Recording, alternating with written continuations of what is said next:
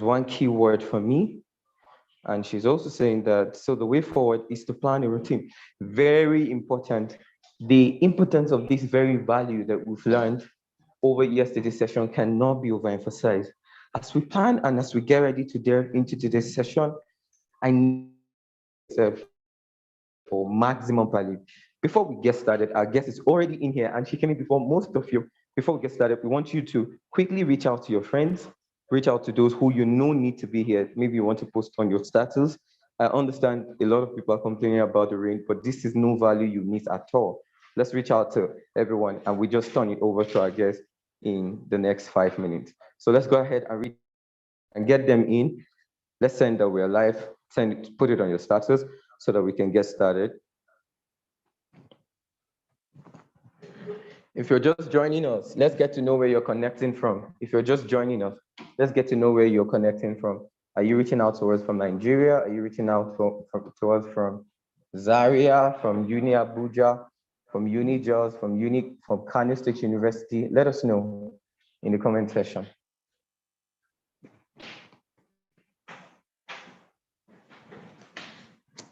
And like we said yesterday, participation is key. You cannot afford to come and not participate. As at last got a conversation going with someone who was at this conference and is already striking a deal with Mr. Oyewole Joledo, our speaker from yesterday. So you don't want to lose out. You don't want to miss out on what you're hearing, on what you should hear. Mind you, some of you have reached out to say, oh, you need the content of this video, especially for those who do not participate. Our algorithm is going to show those who are not here. When you come for the video, we're going to serious money so that next time you won't miss these sessions. So go ahead, invite your friends. You can also post it in the community group that we are live and people should join in as we get started. We get started in 3 minutes. Okay, I can see Harry from Abuja. Welcome, Harry. And by the way, some people might be telling you they're unable to connect with the Zoom link. The YouTube link is open. We're streaming live to YouTube, so they can join in on YouTube. The YouTube link is Campus Startup at Campus Startup, so they can easily join in at Campus Startup. The link was attached on the group. If you're in the community group, you can go ahead and just share it with them so they can join in. So today we're covering all platforms for them to be able to access YouTube in particular and Zoom so that it's easy. So let's reach out to our friends. We start in just 3 minutes.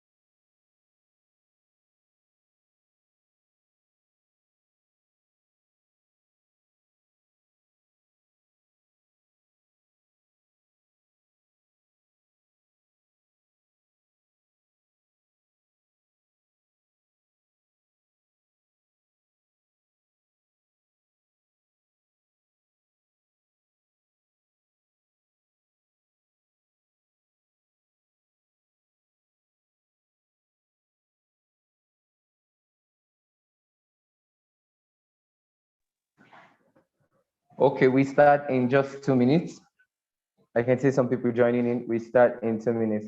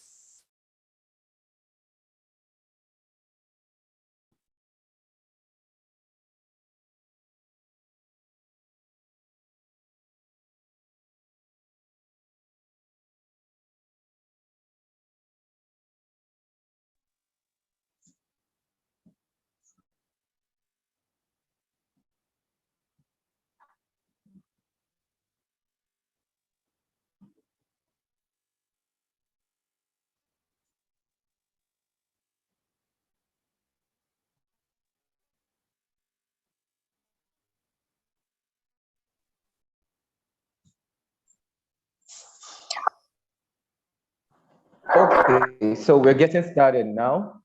Right away, I can see a comment from Harry saying he has shared it. Wonderful, Harry. That's beautiful.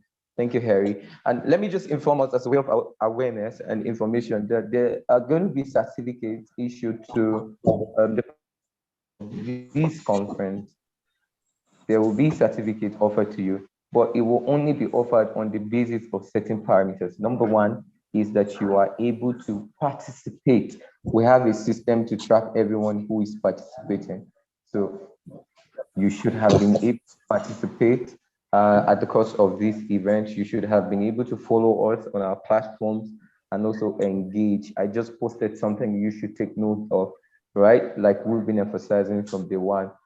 Most times people reach out on mentorship levels, people reach out on support level.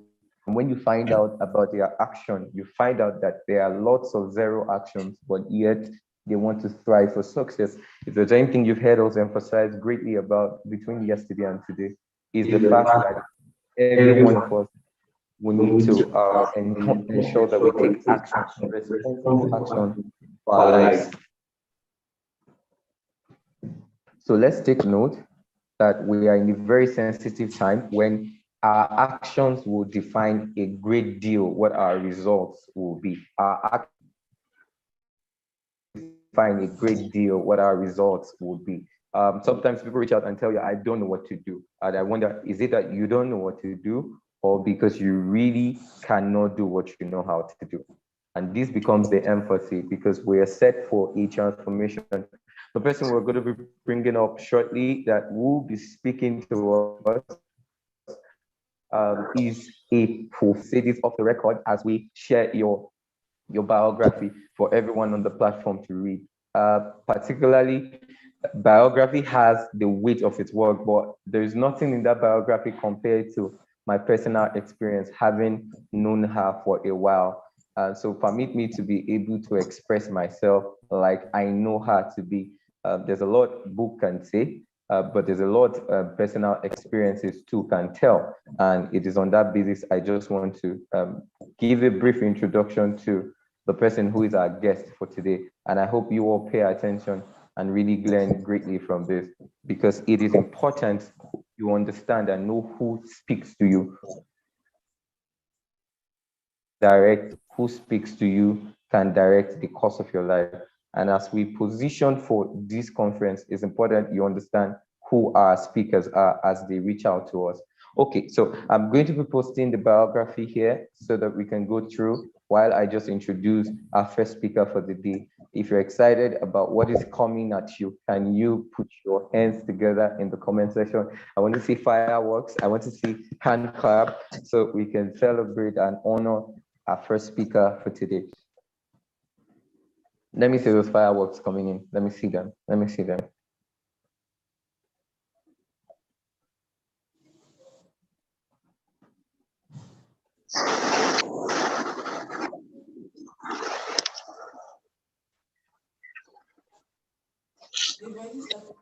Okay, okay. Yes, I'm not So having it looks like we're ready.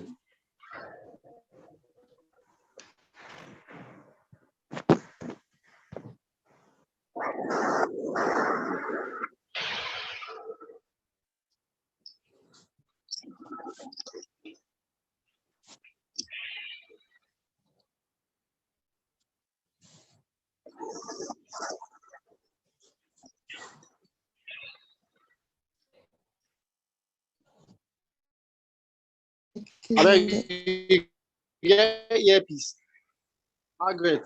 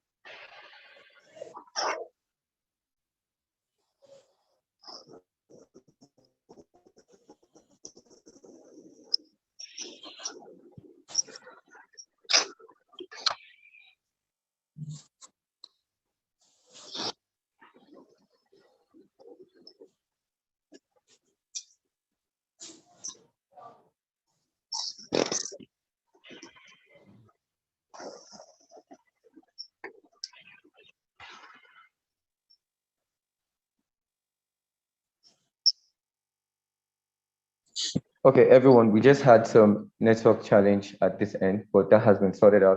Please, everyone, just ensure your mic is mute at all time as we get into the meeting. I believe you can see what we just shared on the platform as we just go ahead to talk about our guest in a short while as she takes on.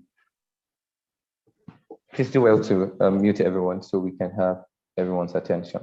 Okay, very quickly, the guest we have and we're introducing to you is a business magnate and a prolific individual that you want to listen to. I want to start by just sharing a bit of what my experience had been. I remember very vividly, I had met her in 2019. In 2019, I was privileged I was looking for the opportunity for internship to serve across different organizations and platforms. And I met her under the platform of the international organization she works with as a partner.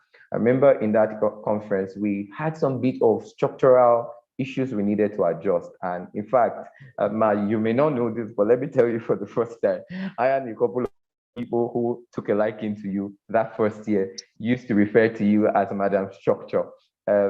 When she comes into chaos, you just find order. She has a way by her charisma, by her discipline and objectivity, bounded by love and care. You can see these qualities expressed in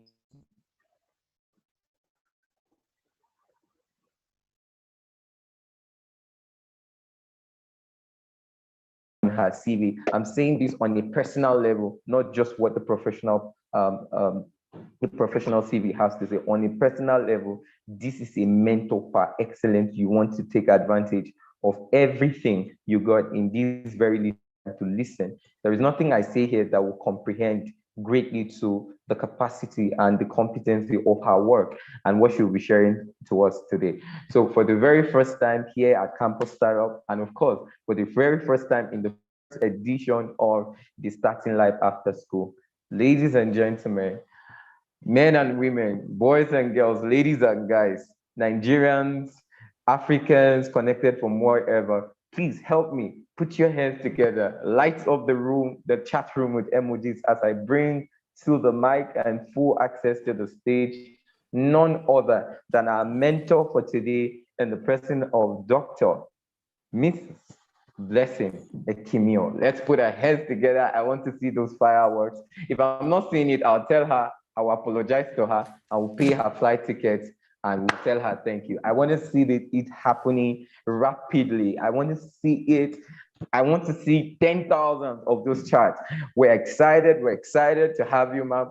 And it's our honor to have you speak to us. Let's put our hands together. Thank you so much, ma'am. You have the stage now. It's my pleasure. Good morning, everyone. Good morning. Good morning. Good morning. Let's get some energy going. Good morning. Good morning. Yes. Good morning. Good morning. Good morning. Right.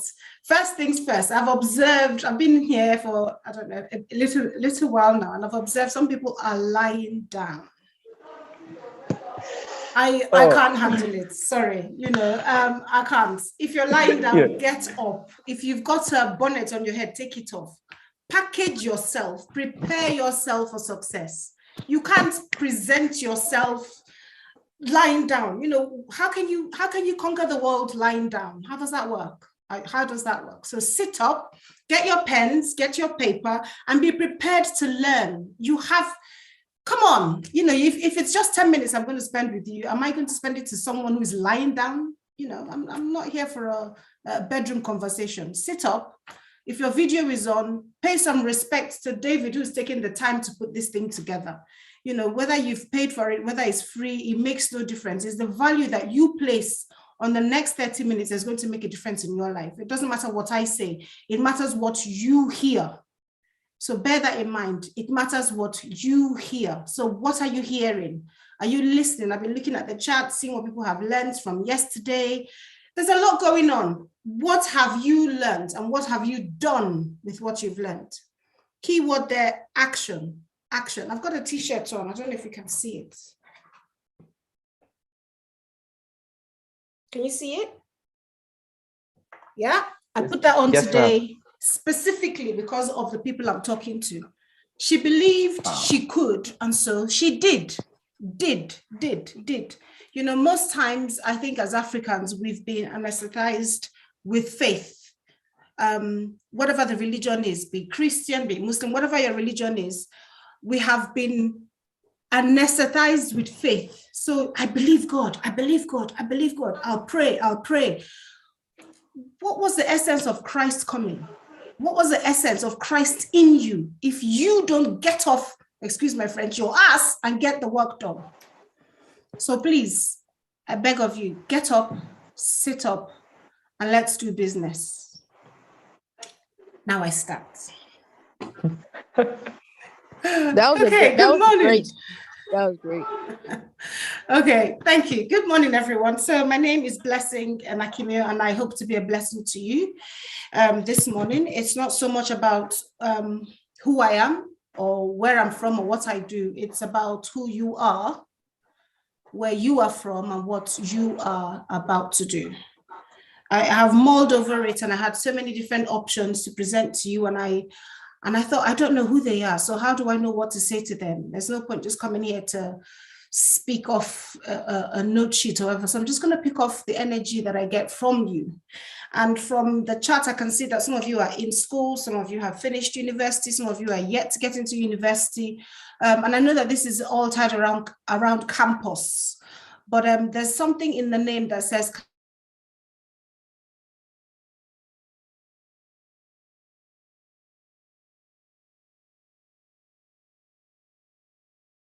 Can you hear me? Someone muted me. Okay. Can you hear me now? Thumbs up if you can hear me. Great. So I'm going to hinge my talk on startups because this is called campus startups. Campus startups. So campus, yes, some people might have gone through campus, some people might not have. But I want to kind of just leave a little bit of an encouragement here to say, whether you go to university or you don't go to university, it is not going to affect your outcome in life. I know in our culture, education is the key thing that we as parents give our kids. But I always say something to my children. I said, I don't care if you go to university to study tomatoes. The point of going to university is not the degree. It is not the qualification. The point of going to university is to learn how to learn. Write that down. I am going to university, I am going to school, whether it's a polytechnic, whether it's a college, whatever. I am going through the educational system to do what? To learn how to learn. You're not going there to learn a discipline. You're not going there to learn who you are, because you should already know who you are before you get in there. You are going to school to learn how to learn. Now, I'm not anti-school. I have so many degrees. I'm a professional learner. My background is in education, so I'm pro-education. So don't get me wrong. But I want you to understand the essence of an education. When someone who is educated stands next to someone who is not educated, the difference should be the ability to learn, not the qualification, not the picture that I have a certificate, not the fact that I've got a doctorate, none of that. The difference should be I am able to learn. So if I'm put into any situation, if all fails and the world comes to an end because there's a pandemic or because there's this or that, I can relearn. I can start again. I can get something going. I can take pepper and turn it into an international global business. I can take agidi and make it a smoothie. I can do whatever I need to do because I have the ability to learn. So bear that in mind. You're going to school to do what? To learn, nothing else. So if we step away from that a little, we'll take away the pressure of I got a first class, I got a 2-1, I came out with a third class, I didn't graduate, I didn't pass my JAMB. We'll forget about all of that and realize that whatever you study doesn't necessarily mean that that's what you have to practice. So unhinge yourself from that.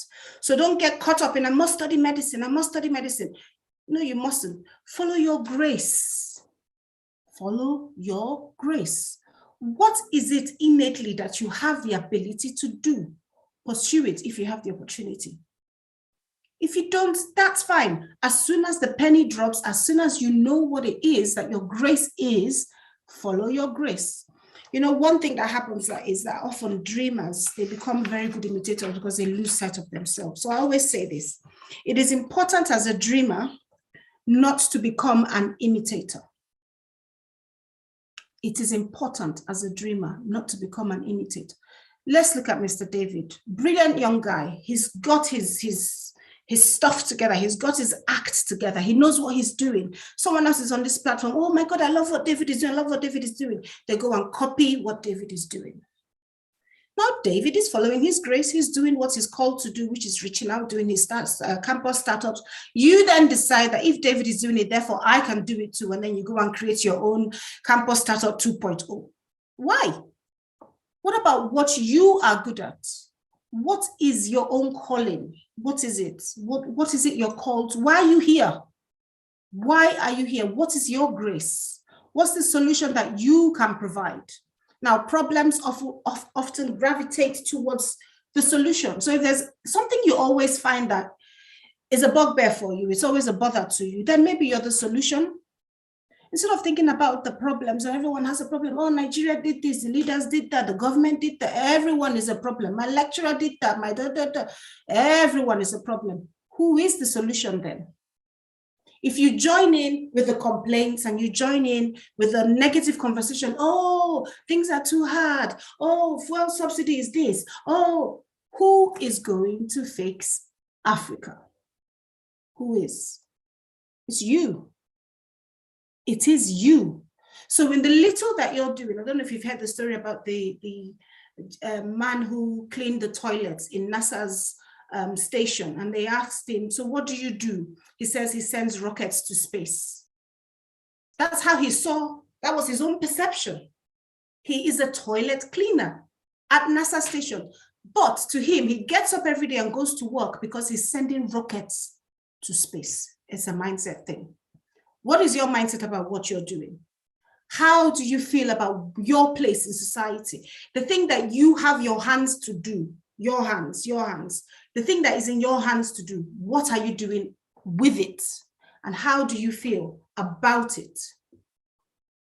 That's a question that you have to answer, because often we lose what we have in our hands chasing the 10 in the bush because somebody else has it and someone else has it and someone else is doing maybe what they're doing. Look at what's happened with Guinness, Guinness World Record with the chef. Everyone now wants to cook. Where were they all along? Where were they? Good for them. But is that the best option for you? Or are you just doing because someone else did, therefore it looks easy? Do you know what it costs them? Do you know what it cost me to be here? Do you know what it has cost David to put this thing up? No one considers the cross, they just want the crown. But you must bear in mind that you as an individual, you have something to do, you have a role to play. I often talk about the power of one, the power of one. One person can make a difference. It took one person, David, to put together this platform for all of us to be here. That's the power of one. It took one person, you, in your world, to do whatever it is that you do, for people to gather and do whatever it is that they do.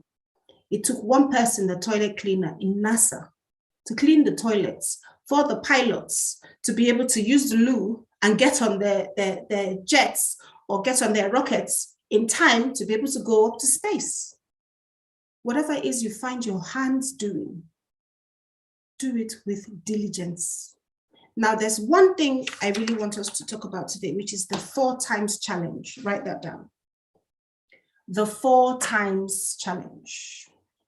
What is the 4 times challenge? I want to challenge everyone on this platform today.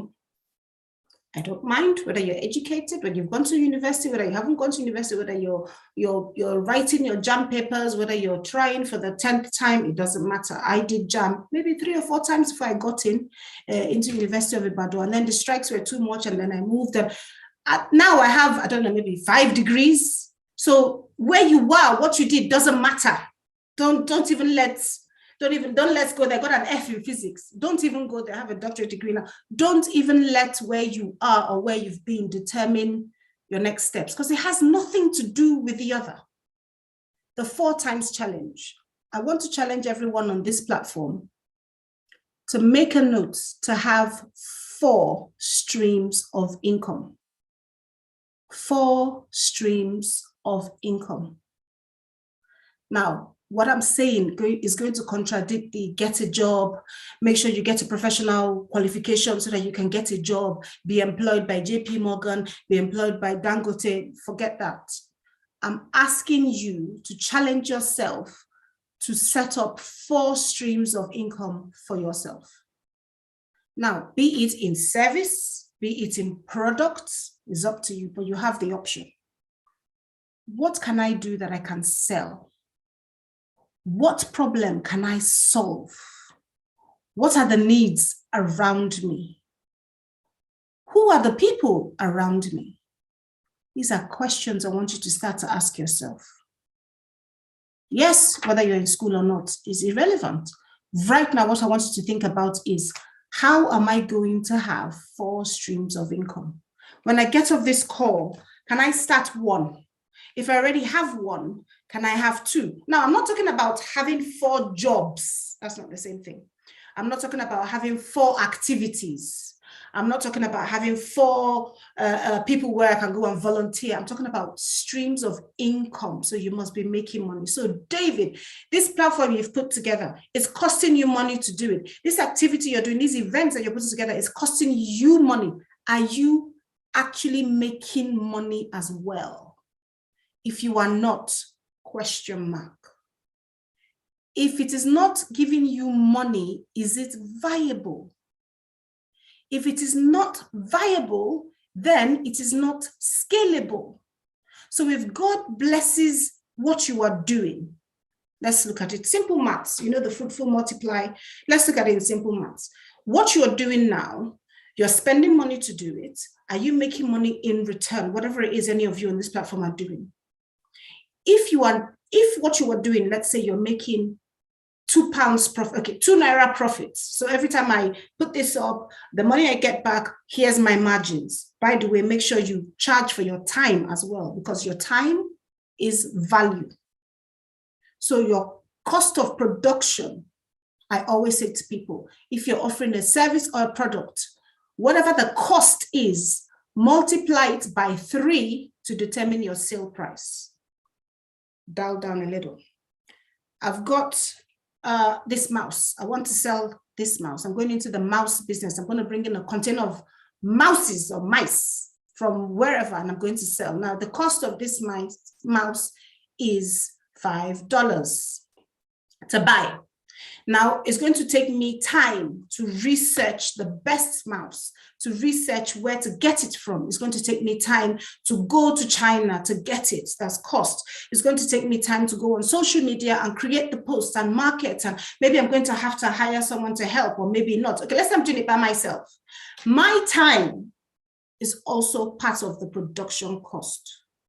Now, the next question is, how much value do I place on my time?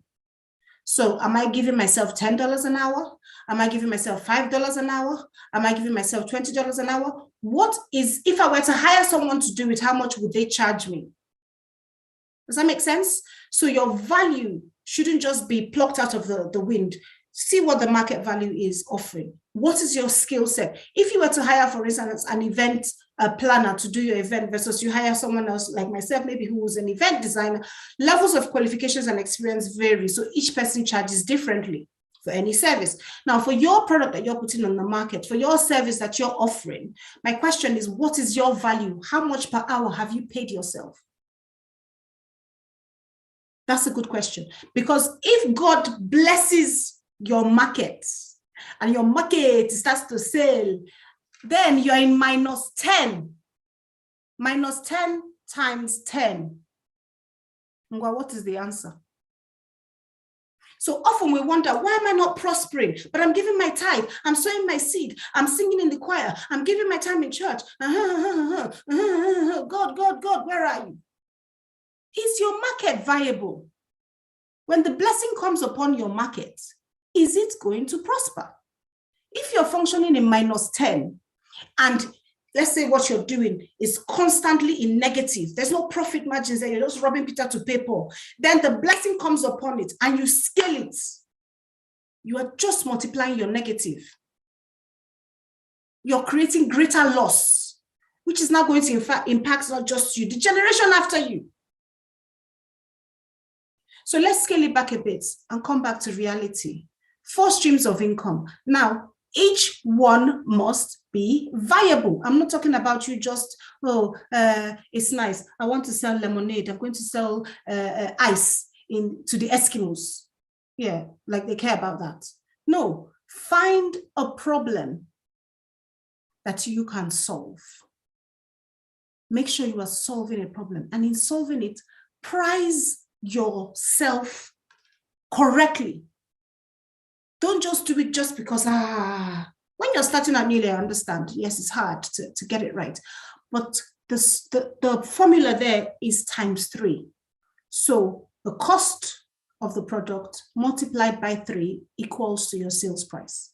So David, if it costs you $10 to put this event up, you're going to sell it at $30. Does that make sense? So it costs you $10 to put it up, including how much it costs to buy the Zoom, whatever, your time it takes to do it, all the people that is going to involve, calculate, it's 10 hours. How much are you charging per 10 hours? Add all that together to create the cost. Then you multiply it by 3, that then gives you your sale price. Now, if your sale price is now $30, you're now thinking, I have to get $30 for this to be profitable. Now, how many people do I need at this event to make sure I achieve $30? Does that make sense? And then it's okay. If I sell tickets at $1 each, that means I need 30 people. If I sell tickets at $2, then I need 15 people. Just simple maths. This is an example of learning to learn. Now you understand the use of your mathematics and formulas. This is the value of what you learned when they say solve for X. Now you can understand what you're using X to do in the future. So you must think about viability. I really, really want to encourage you to have 4 streams of income. Start something, start up. And I don't mean start up just to have 4, but make sure it's one, I keep saying it's viable.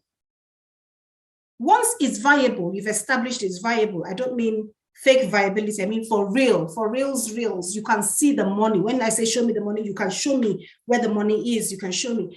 Then the next step is scalable. Scale it. Scale. Because when you scale, you're creating 1, more streams of income for yourself.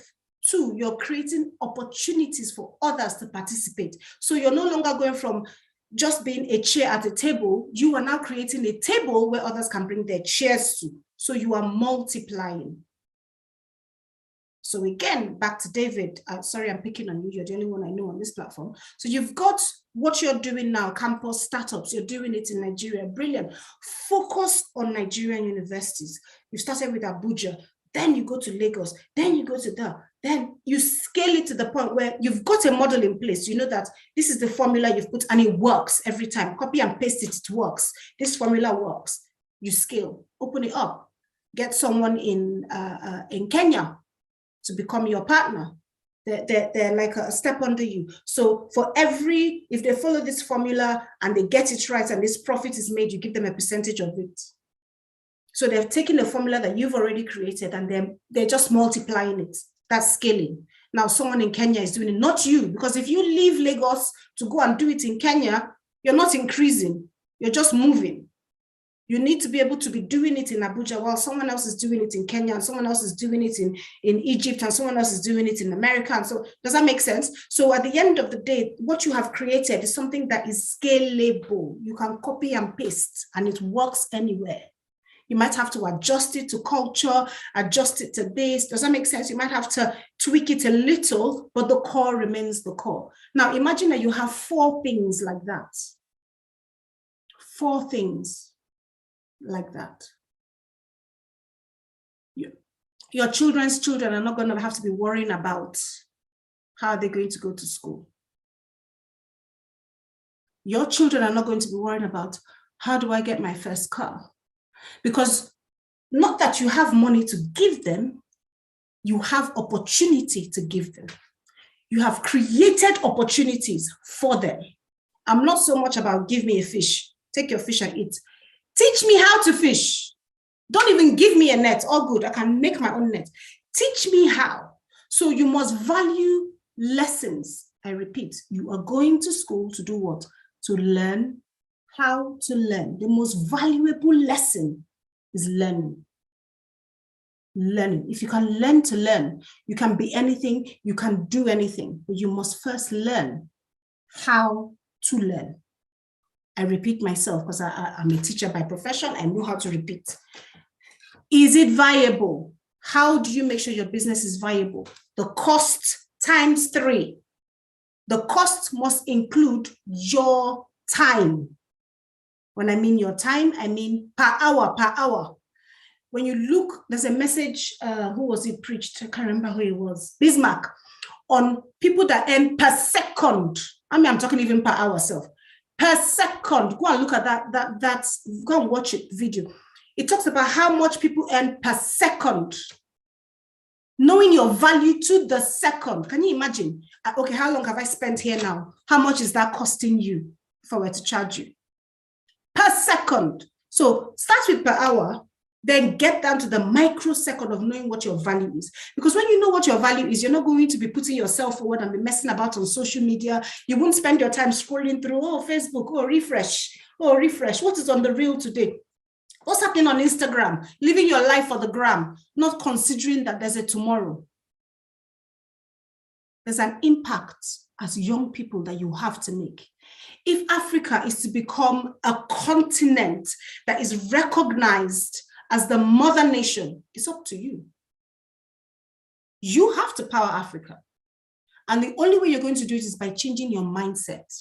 You've got to shift from the give me, my name is Jimmy. You have to shift from there to become the solution. Stop looking for someone to give you a seat at their table. Start building tables. Start building tables. When you are setting up anything, don't just set it up for me, myself, and I. Think about who else can I give space to come into my room to become something. Why did I say yes to this? Because I can. I could have just said, no, I'm busy. I am busy. I just launched an event yesterday. I've got so much more to do. But by saying yes, who else am I opening the door to?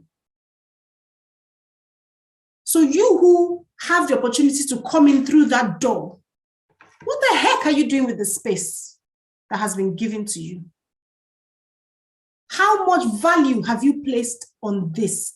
Do you know that there are people here who are going to become billionaires as a result of this session? As a result, I'm not talking about prophecy, I'm not prophesying. I am telling you the fact. Some people will take this simple lesson and put it to work. Action. Action. Some people will literally hear the same thing you're hearing, write it down and do it. And it will change their lives. Whilst others will not even remember they attended. Which category do you fall under? I mean, I get so many emails, WhatsApps, LinkedIn. Oh, my mentor, mentor me. I'm like, excuse me, do you even know who I am? How do you know where I'm going that I should mentor you? How are you sure that the direction I'm heading is the same direction that you're heading?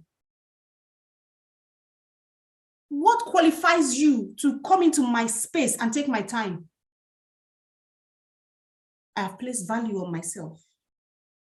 I have placed value on myself. When I say to David, I see you, I don't mean, oh, I see you pass on LinkedIn. I mean, we went to Nice this year. These guys single-handedly, they hadn't created my badge. David is the one who did my badge. I saw you. I see you. Why? I'm observing. My intention is to see who is ready. What do they say luck is? When opportunity meets preparedness.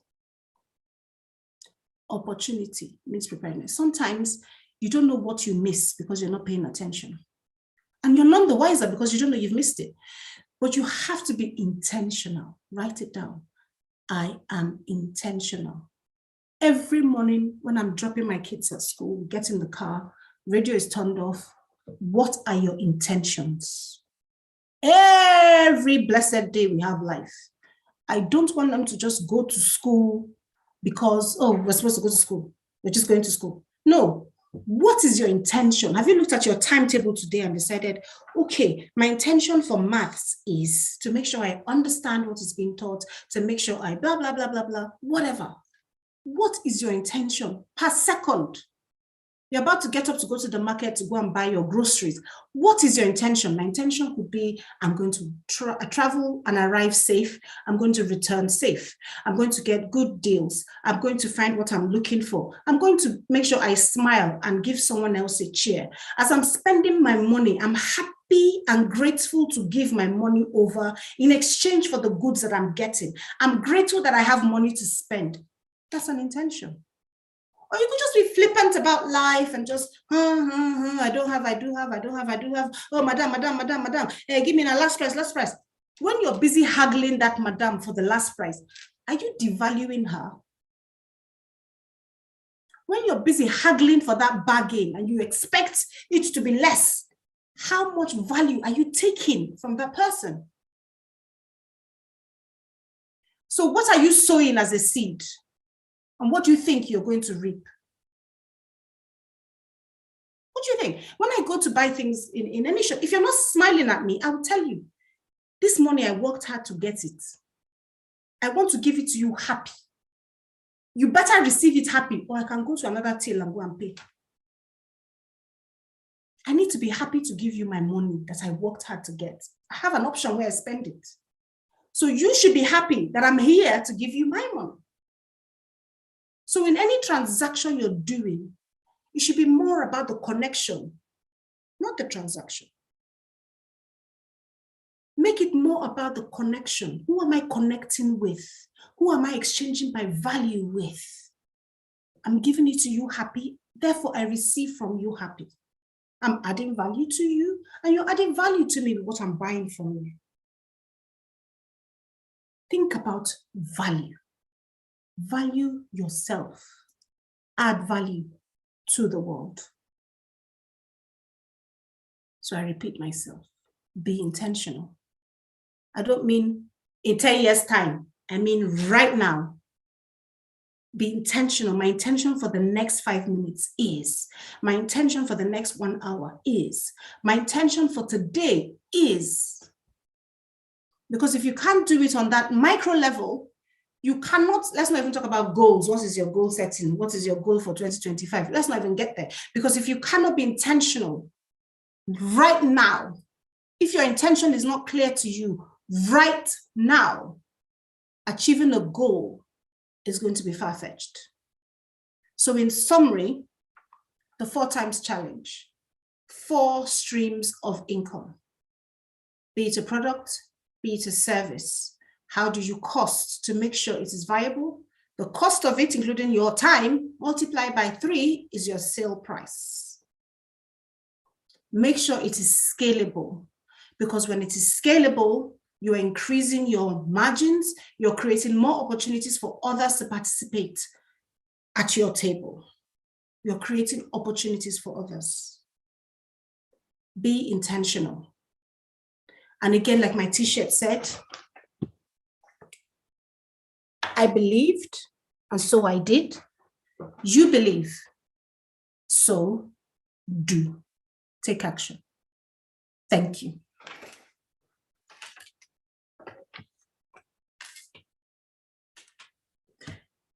David, are you here? Any questions?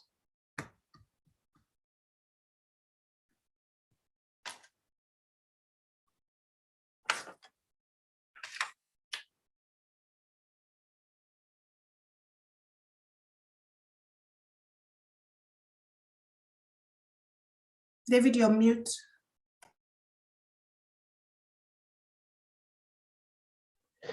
Thank you so much, Ma. My goodness, my goodness, my goodness, my goodness, my goodness. At some point, I almost couldn't tell if I was in the church or I'm listening to one miracle worker. It seems like you were just at my address and you were dialing my mail. Thank you so much. Thank you so much. This is really profound. This is activating. This is no speaking. This is activation. And thank you so much, Ma. I'm not going to go ahead to moderate. I'll turn it over to them. I can see comments. I can hear people say, I feel attacked. Oh God, I can see crying emojis. I can see a lot happening. So I'm going to give us the opportunity to ask our questions now. Mind you, this session is not going to be free. I just learned how to monetize this process. Get ready for some $100 and $500 because this is not going to be free. Every minute is $500. I'm pricing each value, and that is at a discount. So you have the opportunity right now to be able to ask your questions and get direct answer. And let me also let you know that this is no speaking. Please follow me. This is no speaking. This is the expression of a life. And she's not telling you what she thinks. She's telling you her very experience that she has produced result with, that she keeps producing result with. I mean, her templates that we can make a difference with our life. I'm listening to this. I'm making some decisions. I'm talking to my team here, right? Yeah, I'm saying, guys, we have to overhaul this process and go for proper mentorship and have a lot of conversation. Then we can come back and reverse engineer whatever our process is to properly take over our world. So I'm going to turn this over and get our questions. Please ask your questions or forever forget about it.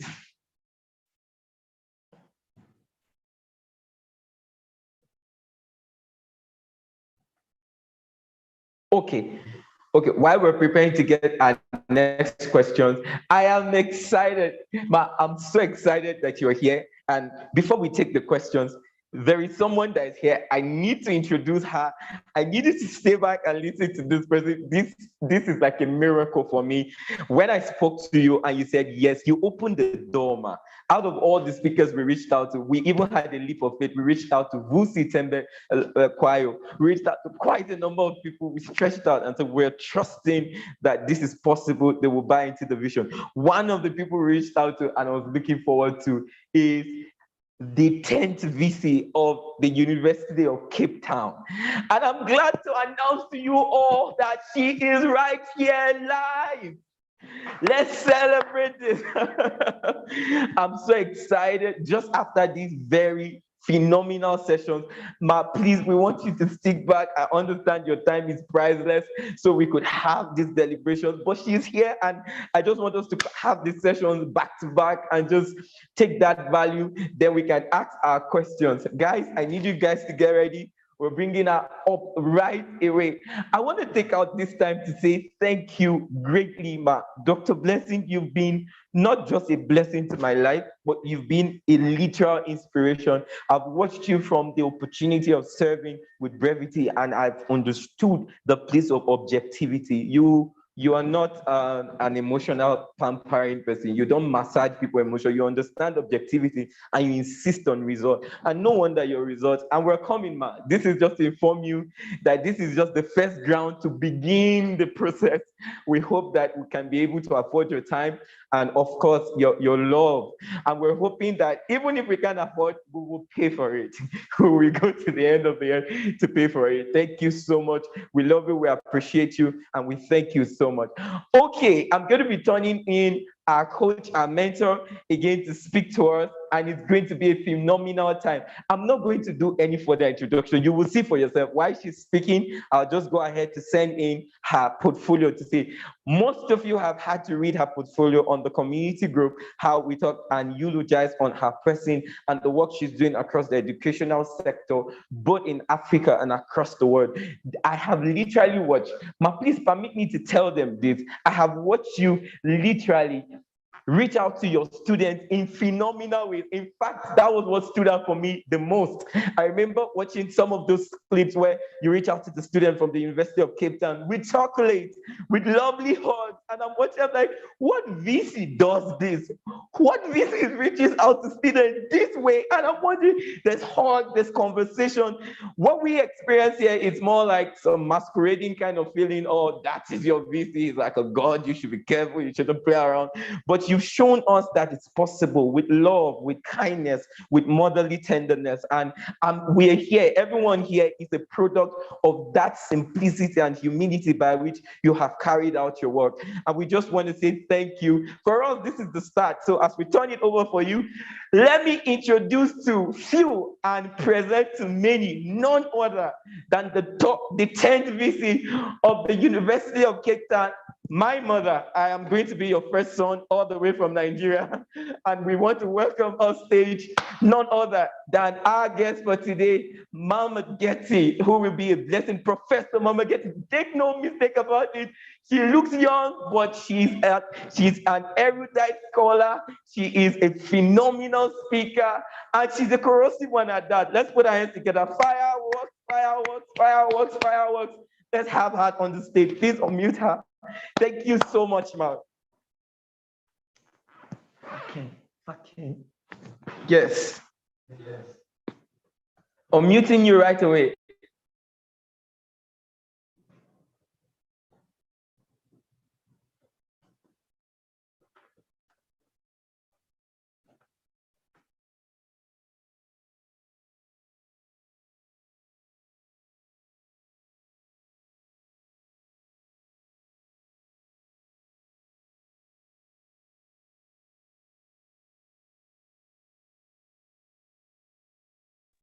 Can't talk.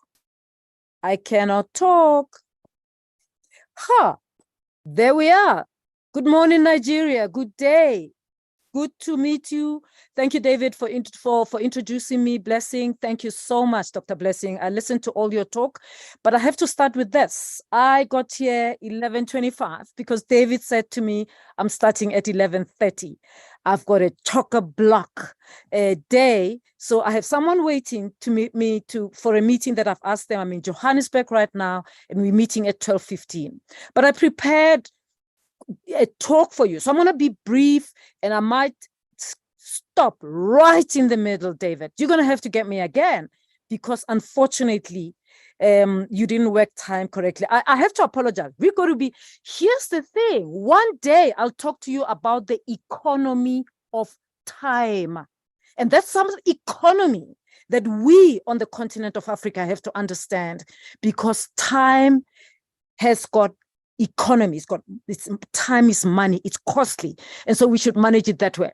Now, I thought I should talk to you about the two things that I wish someone had told me when I finished school. All of you are finishing school. And so I thought, if I were in your position today and they called the 10th vice chancellor of some top university on the continent, what would I like them to say? And given my experience, these are the two things that I would like to say. By the way, I do not think I'll get to all the two of them. So if I just do the first or half of the first, grab what you can. You'll hear the next one some other time. I keep writing the things that I wish I knew before I went into the real world, before I became what I am, things that would have helped me. Here's the first one. Things that I wish someone had told me when I finished school.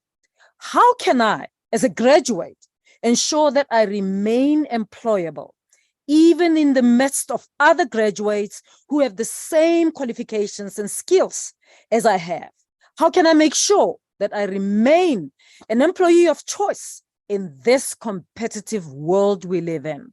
All of you have finished varsity, and some of you will get jobs, some of you will get into startups, some of you will be The people starting the startups. Some of you will go into higher education and do postgraduate studies. That's great.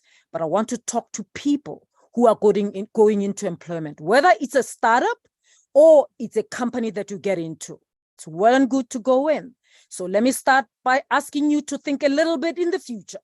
Pretend that it's 2025 and you are out there in the world of work. Yes, one of the few graduates from this continent who got a job, because jobs are very scarce on this continent. So think about it. It's a Monday morning and you're walking into your workplace and all of a sudden you realize that your company is going through a few changes. Maybe they are not such good changes. Maybe your company is going through some downsizing, maybe some reorganization, maybe some retrenchments. Well, maybe it's good changes. Maybe your company is making decisions about who to promote, who to give increases to, who to give bonuses to. That would be a good Monday, wouldn't it? Where they're making good decisions. Whatever the changes, whatever decisions they're making, whether it's good changes, good decisions, or new opportunities, the senior management of your company is sitting in a room and they have lots of personnel files in front of them and they are making some decisions. They're making decisions about who to do things to, who to promote, who to retrench, who to give bonuses to, and your name comes up. All of a sudden, it is your name on the table. Your file is right there in front of the CEO, and your name is the one being discussed in the room. Let me ask you one question. What are they saying? Remember, you're not the only one with a degree, and you're not the only one who's a graduate of your university. So you have to think beyond the fact that you have a degree. What else are you offering? How many people in this room would fight for you at this moment?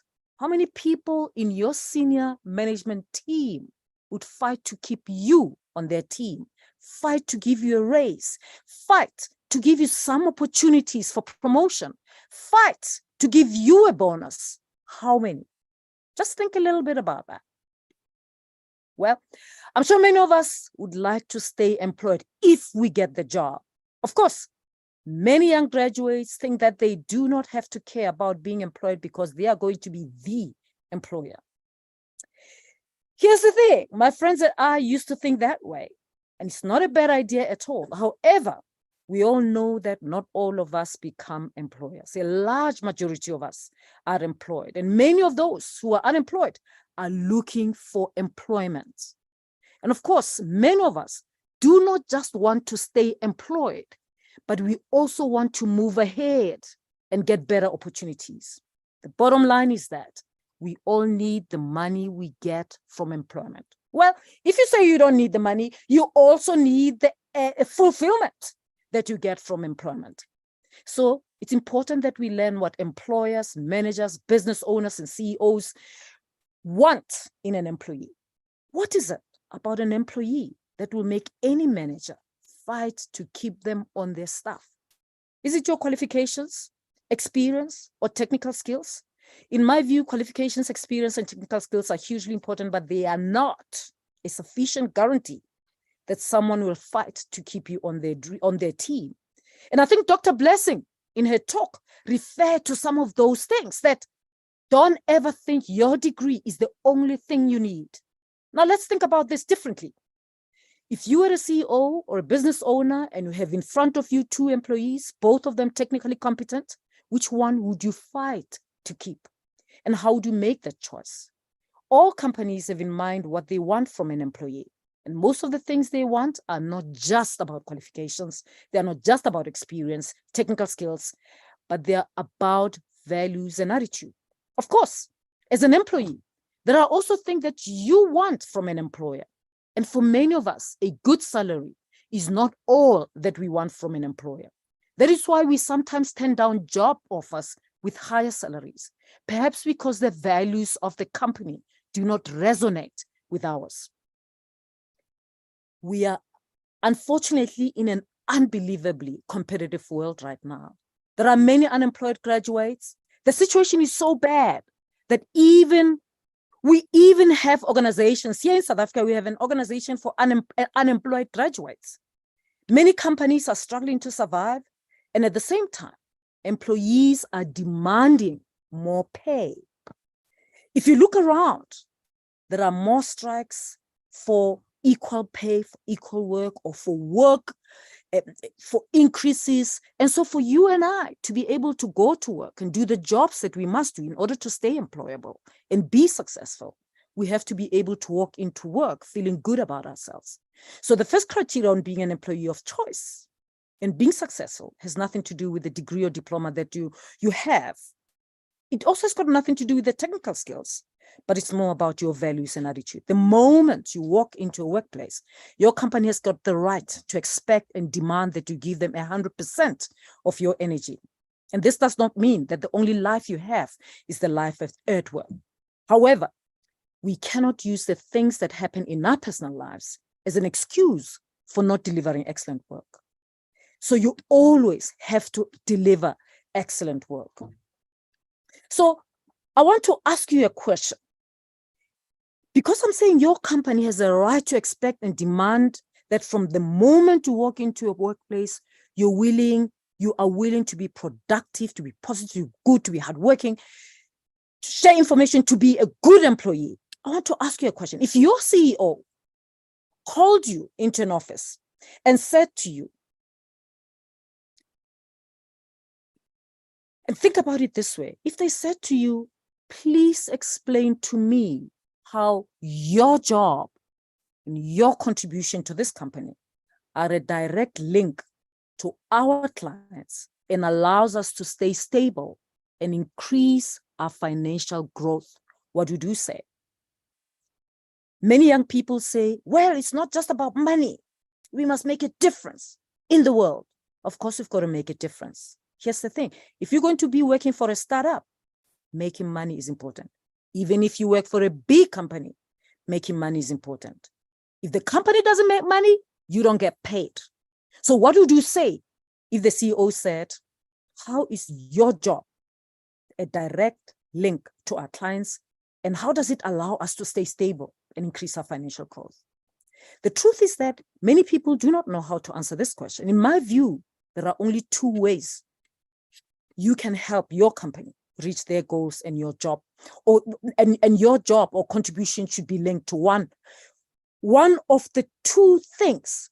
You must be able to prove that your job or your contribution helps your company either to save money or to make money. If it doesn't, why should they keep you? Why should they keep you? So as you go out looking for a job, if you get it, know that you are one of the privileged few, and hold it. Ask yourself each day, how is what I am doing contributing to my company to save money or to make money? Because without that, you have no salary and you cannot get a bonus either. I said to you, there'll be two things, but unfortunately, I don't have time. I've eaten 5 minutes already of my next meeting. So I'm going to log out here and say, I wish you everything of the best. Next time, David is going to give me my full 40 minutes. And then I will give the whole talk and even take your questions. But in the meantime, don't forget, Niger, I love you, man. Peace out. Love you. Love you. Thank you so much, Ma. We are giving you the next invitation immediately. Thank you so much. We love you. We celebrate you. We want to say Sanu in Hausa. We want to say thank you so much. We want to say Nagode. We want to say we're grateful. Adupe, Ekelegi, all of that in Nigerian language. And we're going to be in touch. We love you. We'll be in touch as fast as possible. Bye-bye. Wow, wow, wow. Let's put our hands together. Let's see the fireworks. Wow, wow, wow. My goodness. Dr. Blessing, ma, please, you have to forgive me at this point. I'm very emotional. I'm very excited, ma. Maybe you just want to say something a bit about that session and in combination with what you had shared. Please, let's make an admin. Whoa. Please, ma'am. Oh my goodness, you guys are in for it today, aren't you? Value, Yeah. isn't it? And I like how she started with the thing about time, and it's so true. It is so, so true. And I know there's technical issues and there's all of that going on, but again, that's for you, David, personally, to pick up, to say when you start to, there are different levels of life. And in order not to lose out, you must be on time, and you must be on time, so bear that in mind, that you could have gotten more from her, but you didn't, because you started on time, but you didn't really start on time, if that makes sense. So next time when you have a speaker coming, I was here at 10 on the dot, ready to go, and the same thing she was as well. So, okay, yes, you took 30 minutes before so you were 30 minutes behind schedule, and she doesn't have that time, that extra time. So bear that in mind. For you personally, that's your lesson. But to round up what she said as well, it's back to what I was saying, which is value. What's the value you're bringing to your organization? And she's looked at it from the point of employment. What's the value you're adding to that organization? Are you back to money? It's money. We're all in business for money. There's no point being emotional about money. We want to profit. So don't set something up that has no profit, because you're wasting your time. You're wasting my time. So value, we're back to value. I'll leave it at that. Wow. Thank you so much, Ma. Thank you so much, Ma. So much lesson for me to take back. So much lesson for every one of us to take back. I'm taking notes. How many of you are taking notes? I want to see your videos. What are you writing? What are you writing? Not just what are you writing, what decisions are you making as well? We will just cut it into the question sessions. I want to thank you, Ma. I know it's costing a lot for you to be here, and we are so grateful. I just want to cut straight into the question session. Let's go ahead and just ask our questions. We'll take maybe 3 questions as we summarize. We'll take 3 questions. Who goes first? I have some questions here already, so probably read out the questions already written in your chat. I saw some questions. Okay, checking that right away. Peter Blessing, I think I saw that one first. Selling price, something about selling price. At 11:06.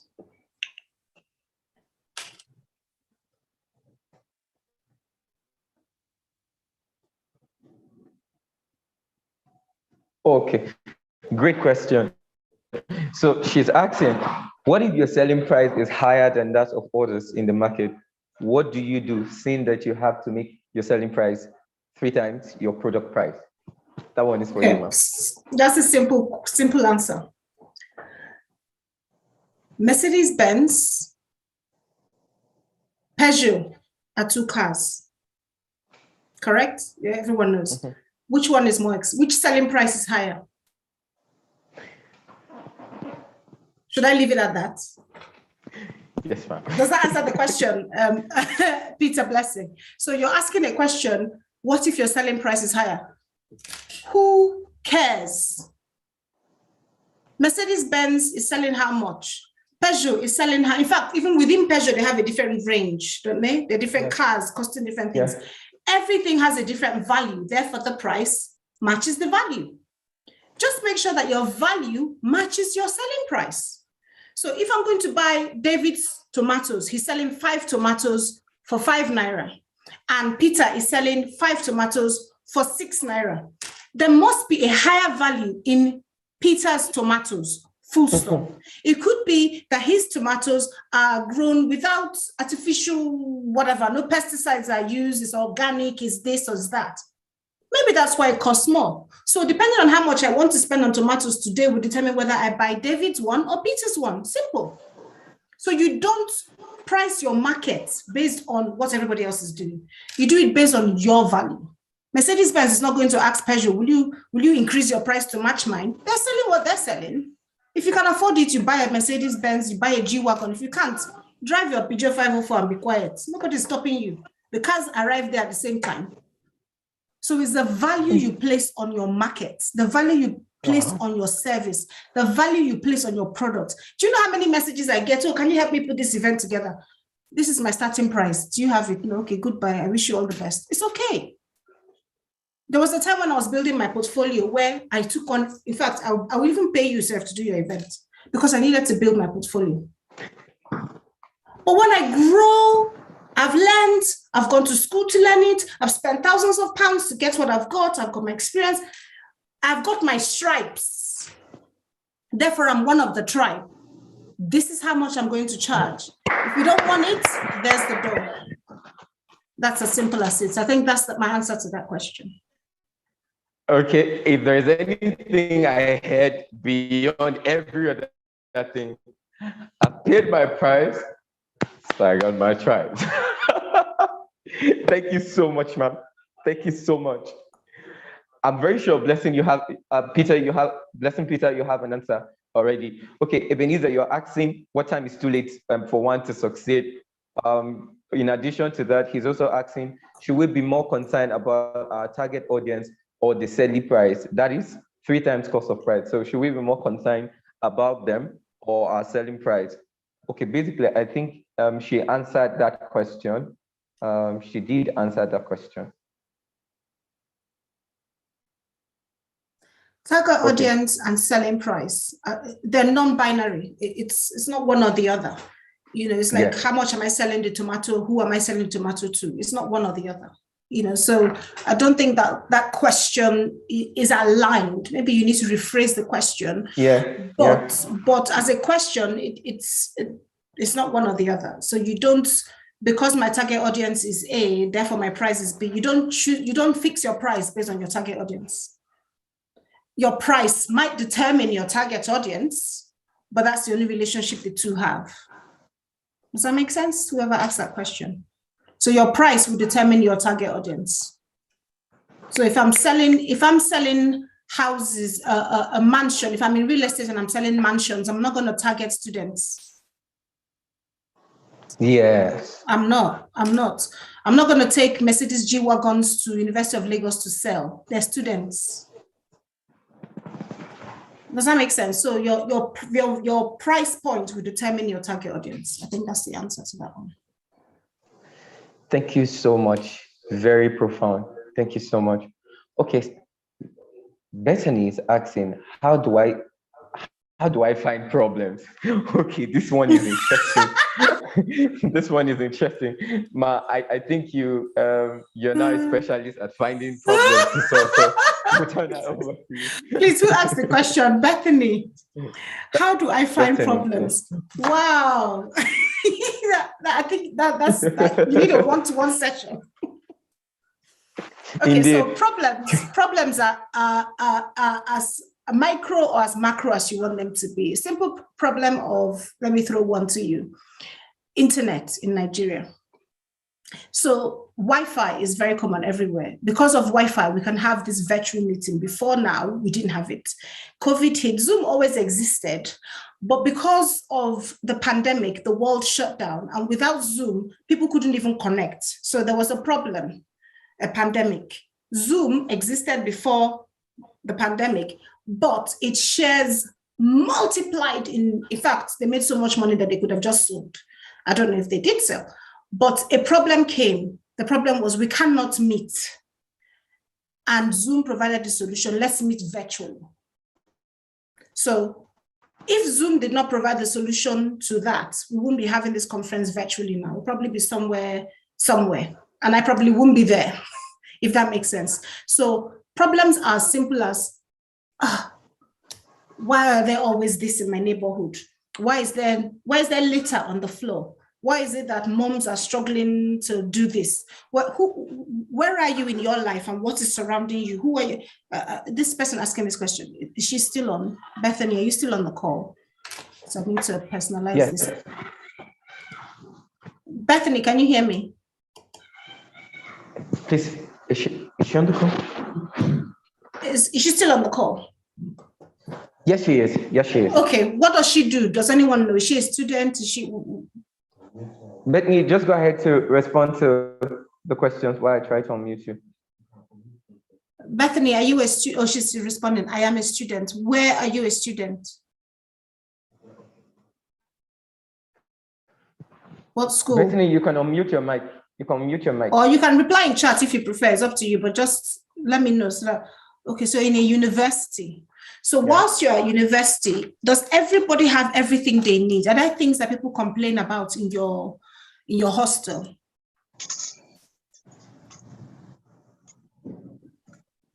Can you hear me, Bethany? You can either reply in chat or you're muted so you can answer. Are there things that people complain about in your hostel?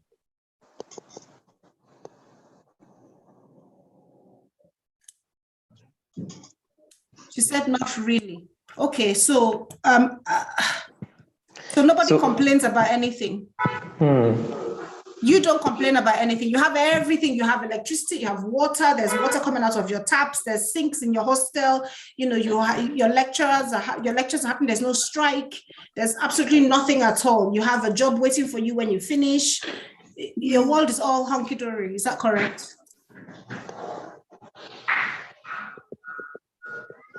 No answer. Okay, anyway. Oh no, she said no. Anyway, so that we don't delay this, I'll say, David, probably get her, if she's on LinkedIn, to chat with me.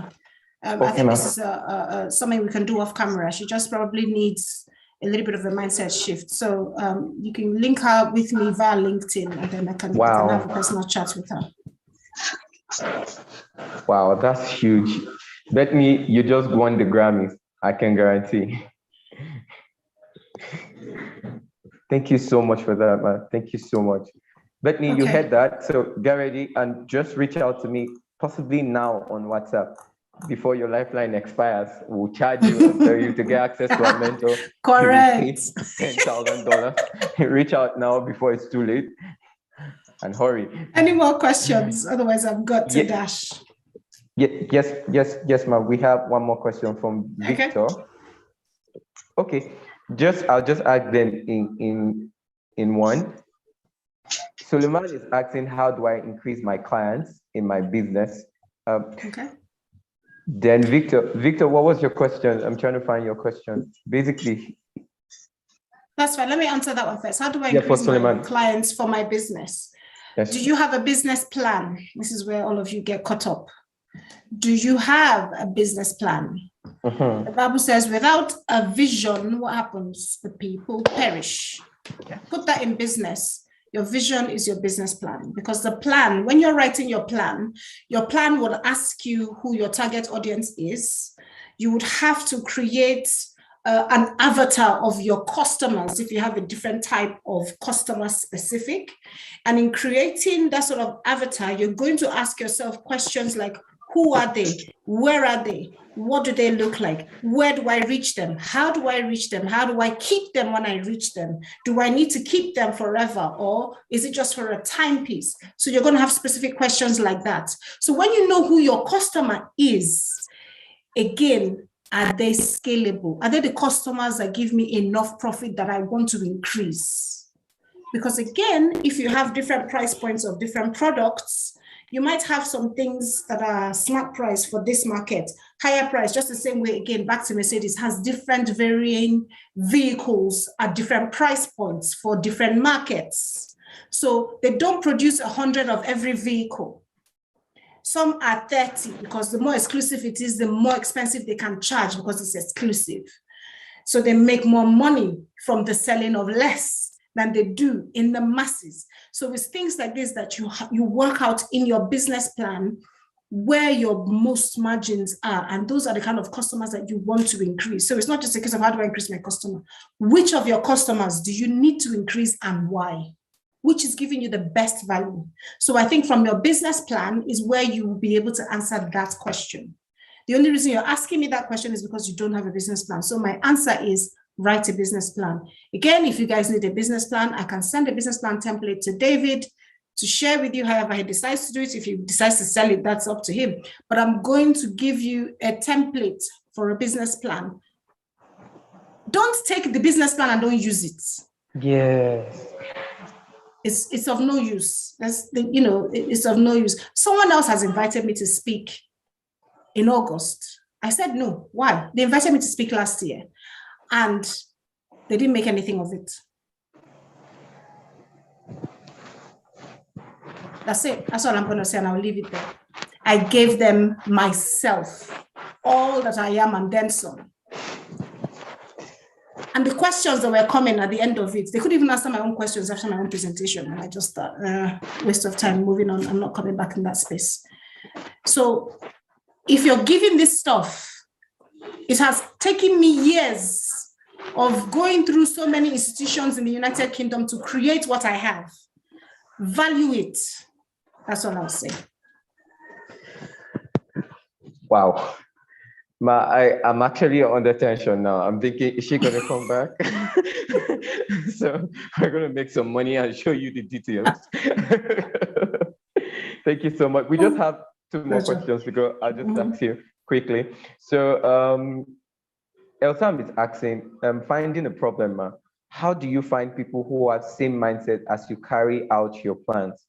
Finding a problem around you is really an issue. Okay. Okay, so you've jumped a step here. By looking for people of the same mindset means you're telling me you cannot do it alone. You're telling me that you need others in order to do it. If you needed others, you would have come as a twin or a triplet. But if God brought you to the world on your own, brother, sister, whoever you are, you can. You need to get that into your head that you can. You are the solution. Once you build your table, others will bring their chairs. You can't hold a chair. You can't bring a chair and be expecting others to bring chairs. So no one has built the table. Build the table first. Then you would find others would come with their chairs and then they will join in with you and partner with you. But you've got to set it up first. You've got to know where you're going. You have to execute the plan. Success has many family, many siblings. Success get family. Make a success of it, and you would find that people would gravitate towards you. Don't carry the chair and expect others to bring chairs and join you. There's no table. So build the table first. That's what I would say to you. So before you start looking for others with the same mindset as you, solve the problem, and then you will see that they'll come towards you. Wow, awesome. Just second to the final question, someone is asking, how do we begin to solve the problem?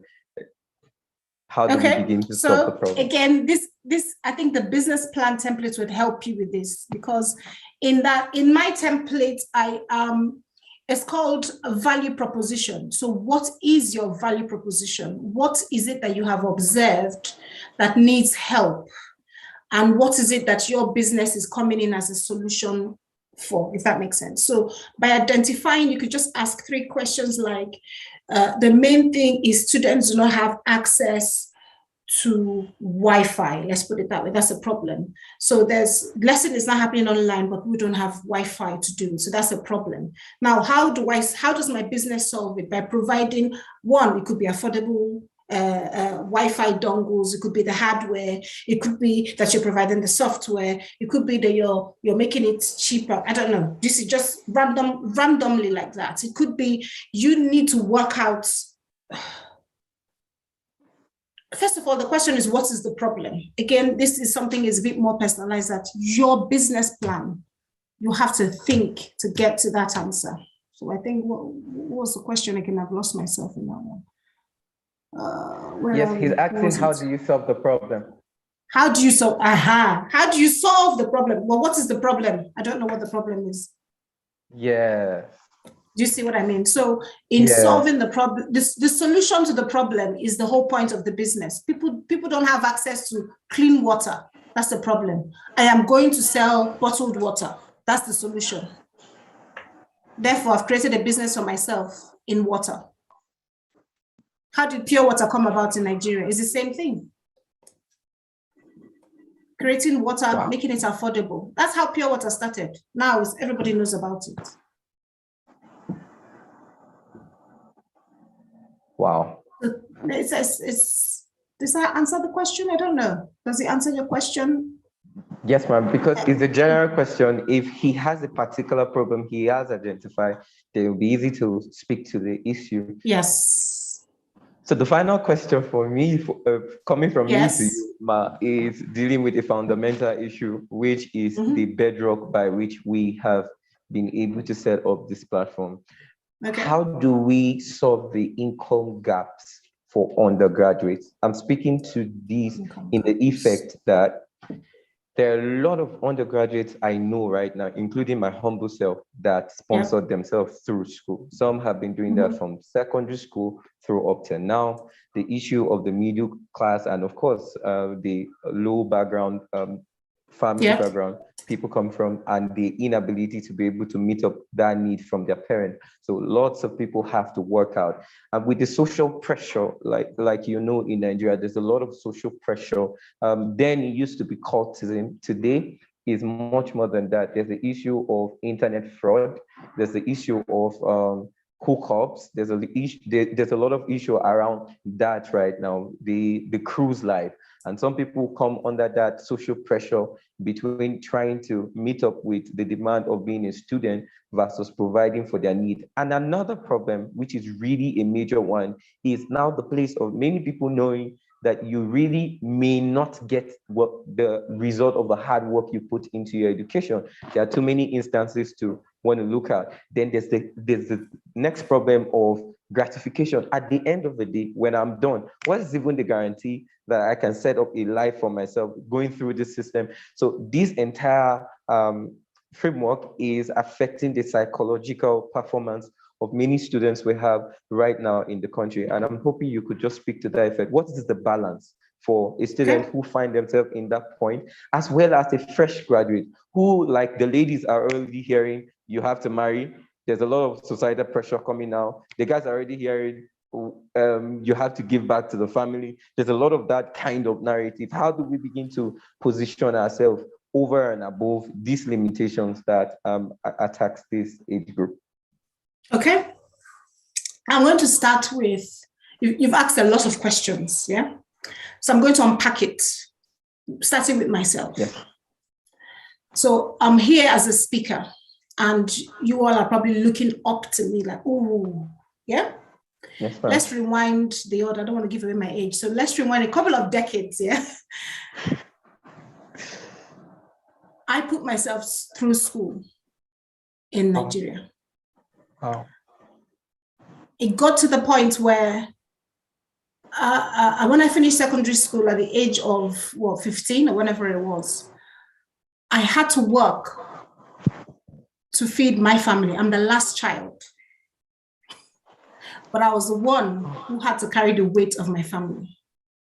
Okay, so I think I need to drop that there for anyone who might be in a bit of a mess right now. Where you are right now is an opportunity. Let's put it that way. You can either see it as an opportunity to grow some hardcore skills, or you can see it as the universe is against you. So you have an opportunity to go to school, to get an education. Brilliant. I don't have the money to fund myself. That's an easy problem to solve. How? I can make money. If you don't have an opportunity to go to school at all, that's different. But the opportunity is there. Now, you now need to make a life. This is back to what I was saying, 4 streams of income. So I am going to generate an economic empowerment for myself that will sustain me. Now, the reason I am the way I am is because I took my challenge as an opportunity. I saw a problem and I chose to solve it for myself. The problem is I want to go to university. My parents cannot afford the things that 419 I catch my papa, they do a mess. They wiped my dad out 4 times. We went from like this to like that. That's in, if you see one more in your soup to eat, you give praise to God. So don't ever see where you are as the determining factor, but you have to use it. Use it. If God is not an author of confusion, if you're in a situation where things are tight, there's a reason why He wants you to learn to break. Okay? So value, I'm back to value again. Look for an opportunity. Start with the micro, the one that is in your hand, whatever it is. Don't think I'm in school. When I finish school, then I'll start life. You're already living. Now, right now, you can afford to create a life that you want simply by thinking. So the work you have to do is on your mindset, is on your mind. It's all happening all around you, but your mind, I'm focused. I am intentional. I am going to make this work. I want to make this work. Therefore, I am going to seek. An opportunity like this comes along and you attend, you hear something, you action today, tomorrow. It's a domino effect. Because you've done the action today, you will get a business plan. I will take my time to fill in the business plan. I will take my time to do what I have written in my business plan. If I need help, I will ask. The Bible says, ask. What happens when you ask? What happens when you knock? What happens when you seek? Those things are all actions. Those three things are actions. It's action. When you need a business plan, you don't go on your knees and pray. You go to the internet and search for one. There's time for everything. There's a balance. So I think I'm proof that it's doable. I'm not telling you anything I read from a book. Okay? So when you lose focus or it gets too much, think about blessing. I'm not too far. I'm not Bill Gates and you say, okay, nice. No, I'm someone you know. So when it gets too tough, you can reach out. This is why I say connection over transaction. Connection. But you're not asking me to do it for you. You're not asking me how I did it. The question is, how do you do it? So for everyone on this platform, I am going to offer it, and I just feel led to do it. If you've got a business idea, do your business plan, and we'll make out time. We will review your business plan. Wow. And we will get you started. Wow. If you're serious about changing your own life with your own hands, let's do it. I don't have time for babies. I don't have time for my mother did, my father didn't do. I don't have time for that. If you want to change your own life, your own self, by yourself, don't come and tell me the prophecy that God gave you. God gave me prophecy too. That's not what I'm talking about. If you want to action, you're serious about it, when you get your business plan, do it. I will schedule time with David. We'll put a session together. When I'm in Nigeria, I'll let you know when I'm in Nigeria. We will have a face-to-face workshop if we have to. Let's get this done. Let's start to change. Let's just start to change. Because if I can help 10 people, you people in 5 years' time can help another 10. Those people can help another. And together, the dynamics will change. But you've got to be ready to do the work. That's all I'm going to say. Wow. Thank you so much, Matt. Thank you so much. Guys, we have ourselves another appointment. This is interesting. Get ready. Get ready. It's going to be another session. Thank you so much, Matt. We're so grateful. Thank you so much. Let me see those appreciations coming in. I need like 1,000 appreciation. I can see quite a number of comments coming in from the YouTube page and the WhatsApp community as well. Let me see your comments. Okay, I'm going to unmute someone for you to say the gratitude for us. I'm going to unmute someone. Where's Sharon? Just to say the gratitude for us. Okay, Sharon's network is not here. Okay, Atta Blessing, I'm going to unmute you. Let me hear you say something. What is your feedback? Let me hear you say something to our coach and mentor. Blessing, you can unmute. Let's hear you. Good morning, everybody. Good morning. I don't have much to say. I just want to say thank you so much to our hosts for this great opportunity. On behalf of everybody, thank you so much, ma. This is awesome. Thank you so much, Blessing. Ma, from all of us, we want to say thank you so much. We're so grateful. Thank you so much. Words cannot express how I feel particularly. When we started the arrangement for this, like I'll share with you, the intention wasn't to go national. The intention was to reach out to a couple of folks, bring them indoors, have a physical event, perhaps a hackathon, and really hack through what their process is, which is what you're offering us now. And that is the next level. And here we are all the way. And there was something you said to me today, prepare for success. I took that word seriously. And the next phase, we're coming in strong and great. Thank you so much, Mal. My pleasure. Thank you. And well done. A round of applause for David, honestly, or fireworks, or whatever you call it. I want to see you too. Now, block this whole chat box thingy with all those your stuff. Start clapping and fireworking David too. And, you know, we must encourage you because you've been bold enough to step out. We must encourage you. You have been bold enough to step out in spite of where you are, whatever that shit is going on around you. You decided to help someone else. You thought to do something for someone else. And that's what a leader looks like. And when I say I see you, I mean I am seeing you. So stand tall, and you have embraced your own world and decided to be a solution to problems that are all around you. And that is all it takes.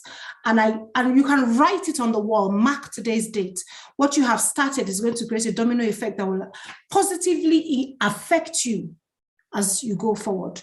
Observe it, you would see. Because anyone who stands up for others, you would always find that you would remain standing because you're standing. The reason you stand is for others. Therefore, you are fortified, and you would see the result of this. So just observe, David, and well done for what you're doing. And like I said to you, I am here. I said it, and it's up to you what you make of that statement. I will leave it at that. But thank you everyone for having me. You're on mute, David. Thank you so much, ma'am. Thank you so much. Now I can boast. Guys, if you thought you knew me before, now you're seeing another dimension. Thank you so much, ma'am. Thank you. We're grateful, and we do appreciate you. You're very welcome. I love and leave you all. See you all later. Follow me on LinkedIn or socials or Facebook or wherever. Find me and let's keep the connection going. I'll speak to you all later. I've got to log off now. Ciao.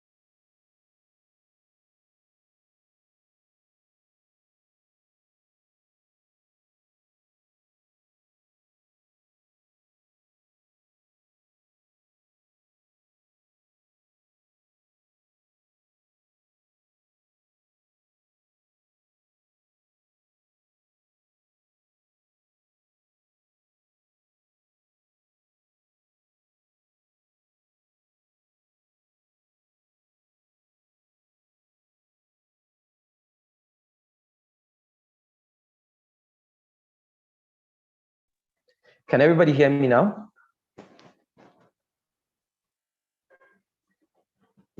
Please, if you can hear me, type on the comment section. I can hear you.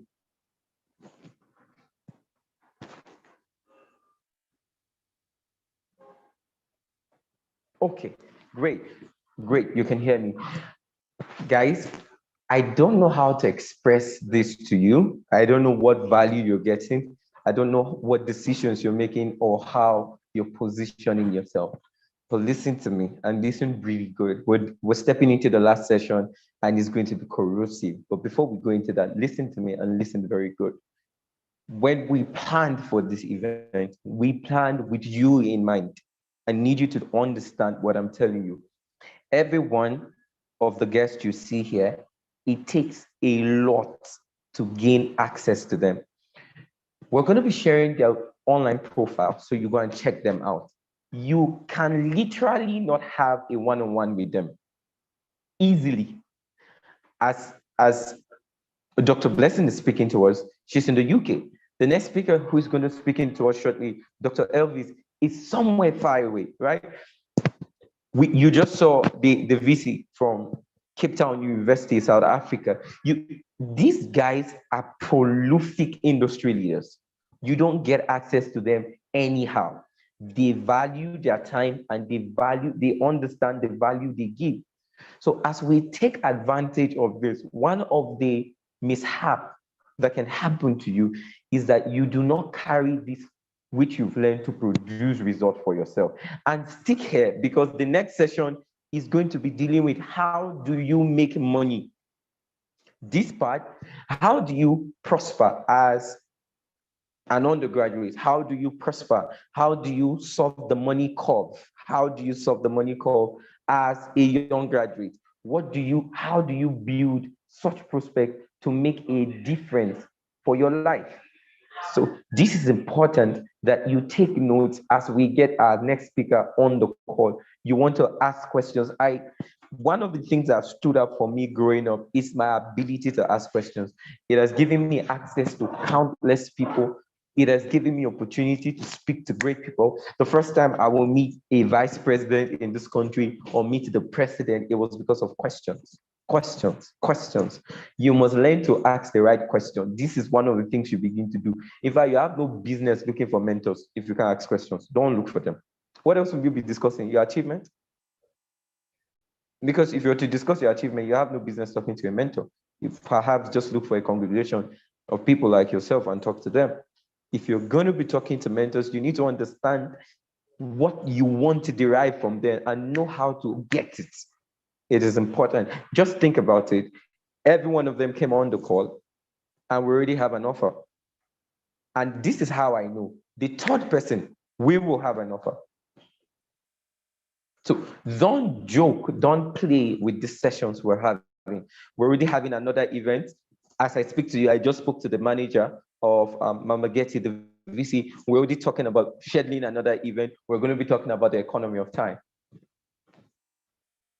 Life and direct, right? You could be here, you could say many things, but it doesn't change the very fact that it is important we note what is happening with the conversation ongoing. So you want to take advantage of the opportunity, right? Here, you want to take advantage of what's being shared and ensure that you make valuable actions, takes valuable action for your own life. Is everybody following what I'm saying? I want to say on the comment section that you're following before we turn in the next speaker.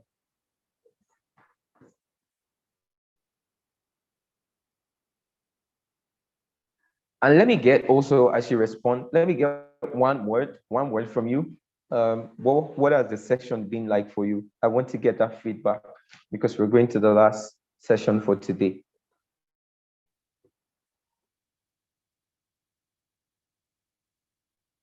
Oh, great, I'm following. Yes, let me know what stood out for you. What stood out for you in particular? I asked these questions because I need to understand that you're following. What stood out for you?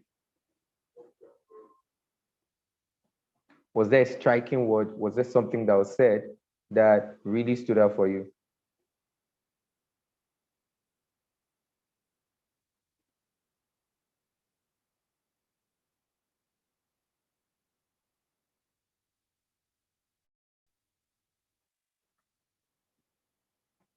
Okay, we just spoke to as our next speaker. He's coming on board shortly. The session has been mind-blowing. Okay, let me also tell you all something about feedback. It's good to learn. It's good to learn. Suleiman, when you set the table, others will bring their chairs. Let me also say something. Yesterday, we did the LinkedIn class. Let me know how many of you were on the class for LinkedIn optimization. I can see Praise saying be intentional about your connections, not the transaction. That's deep. That's deep. Okay, so let me get to know how many of you were at the LinkedIn optimization session yesterday.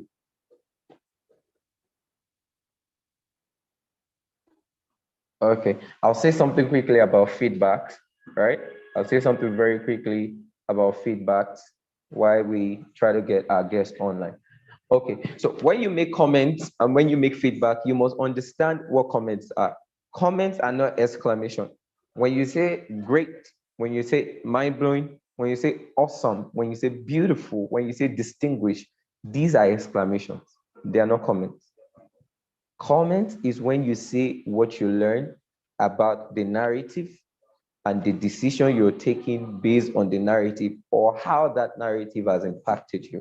For instance, I can say something like, having listened to Dr. Blessing share so much about how we can position our life for the 4 streams of income, I am beginning to think of taking some time out to plan myself on the next steps to take. this class has been amazing. Then you can say amazing, right? That is how to give feedback, because you might be in a conference or in a physical setting. I call you up, or someone calls you up and say, what have you learned? What are you learning? So think of that comment section as someone saying to you directly, what have you learned? And when you get on LinkedIn, for instance, these are the things that make you get the kind of engagement you need to get, because people will look out to see, oh, he doesn't even know what he's saying. Can he follow the narrative? Does he know what is being discussed? That objectivity is what people want to see. And you don't want to just give exclamation. So let me see your comment one more time. How was the last session for you? What stood out for you?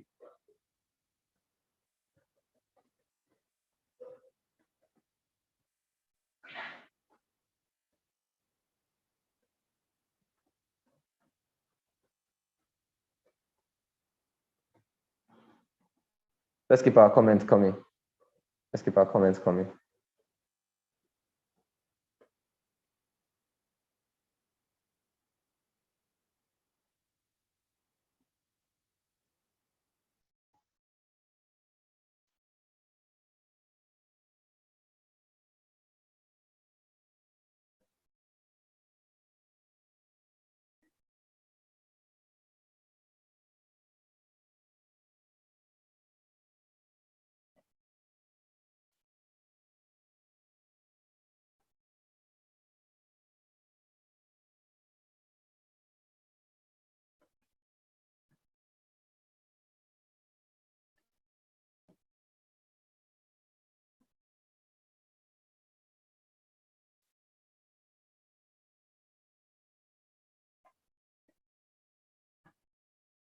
Okay,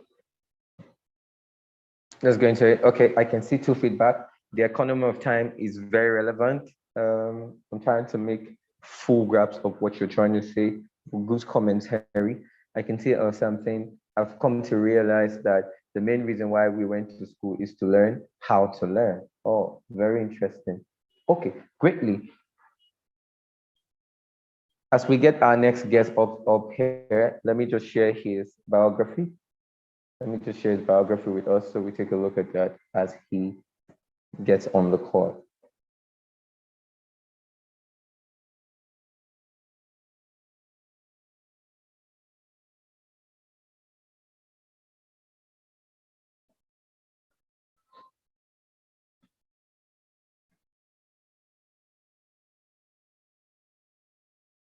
And I would really love us to pay attention. Dr. Elvis is no jokes. Dr. Elvis is a prolific speaker, not just for speaking. He has the track record for it. He is one of those people I've been inspired greatly by the work he does, his ability to be able to network the corridors of power, and the excellence he brings to the work he does is second to none. So as we get him on the call, please prepare yourself, prepare your mind, get ready for an explosive time. I just sent his biography on the comment section.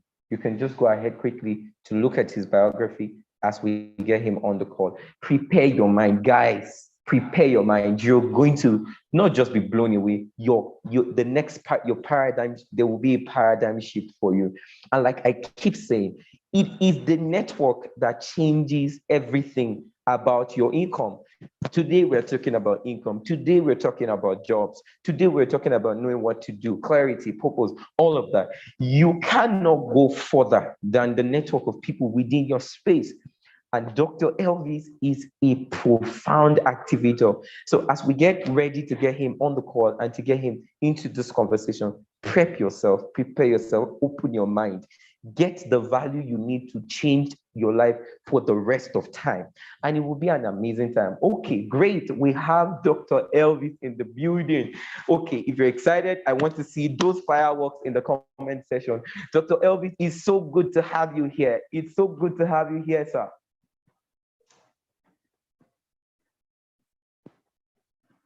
We're going ahead just to unmute you quickly.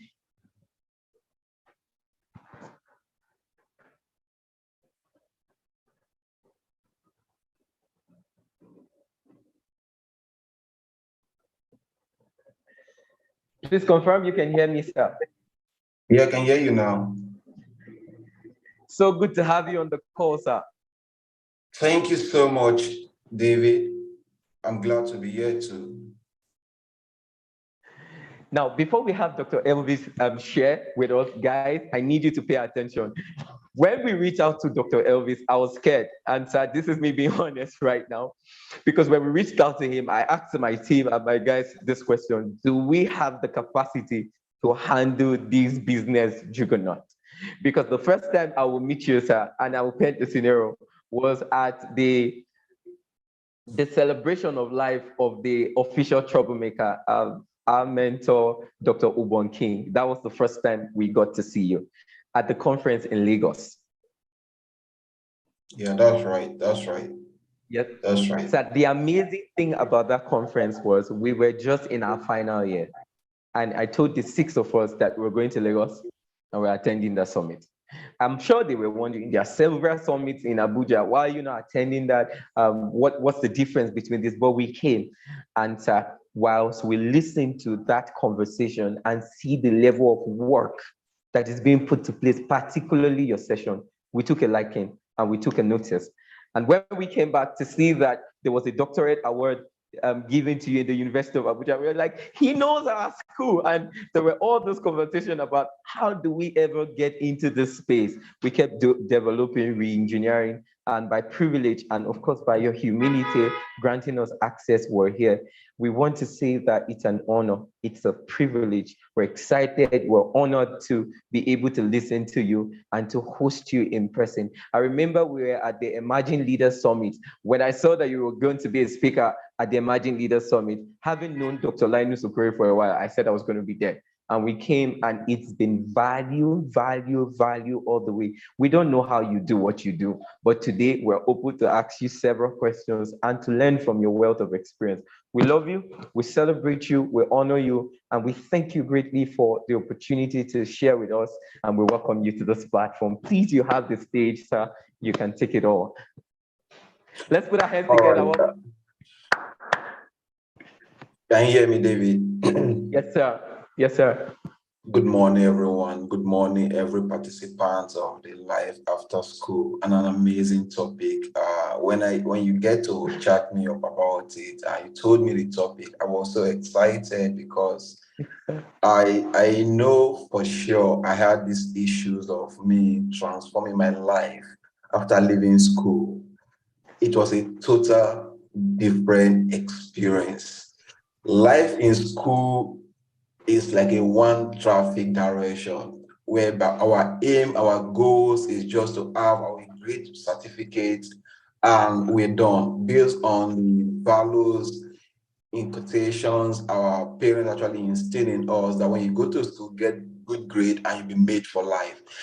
That was our driving force. And I'm very sure that that is the driving force of every student, young person out there, either you are in primary school, secondary school, university level, you just want to go there and get a good grade.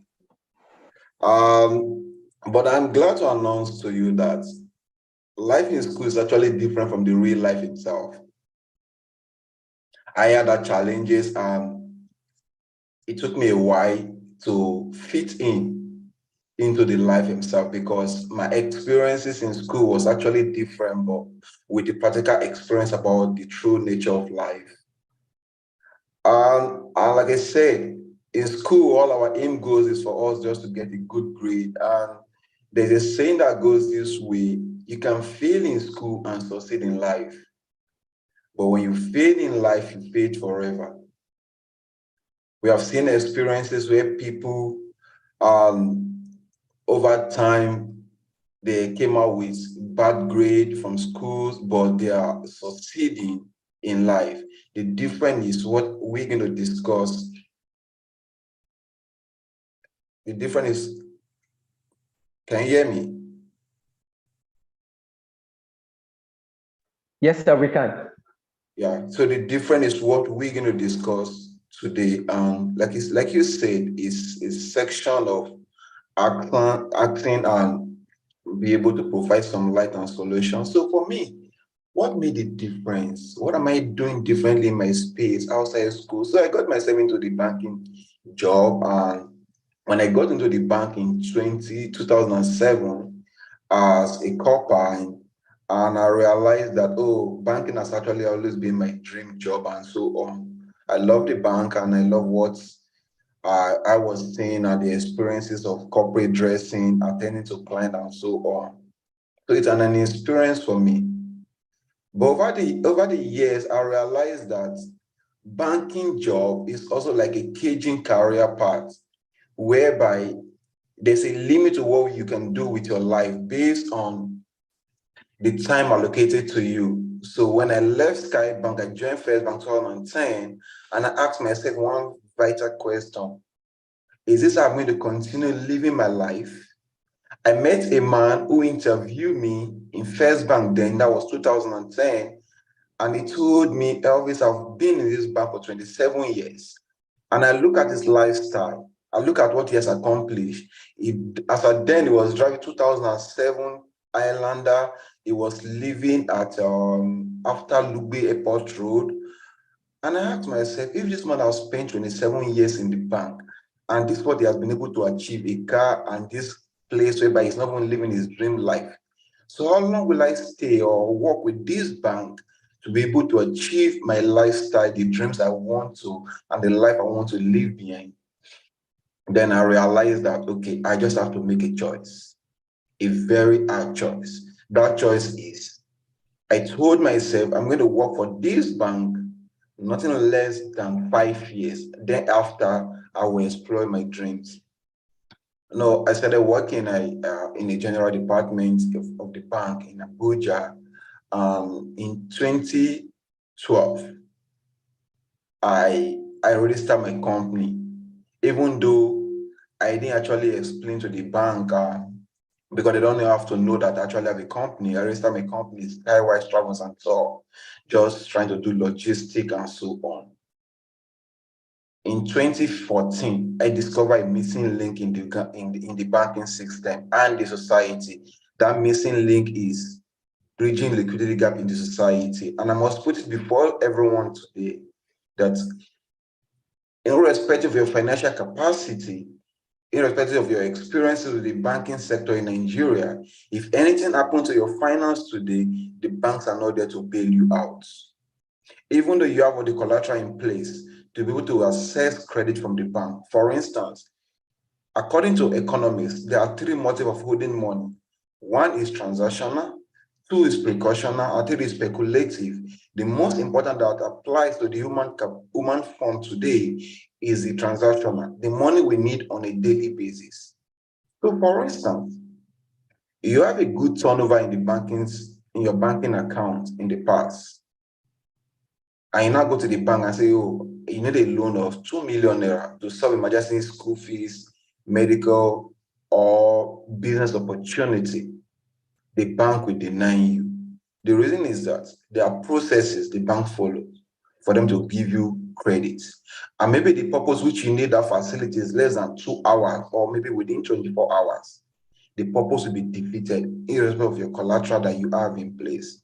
So what we have done, or what I have done with Skywise, is that we have created an avenue for people to be able to get quick credit in less than 2 to 24 hours, as long as they have collateral. So for me, I'm actually solving two problems. I am solving financial problem in terms of people meeting their financial need when they need it, and at the same time, I was really making returns of profit for myself.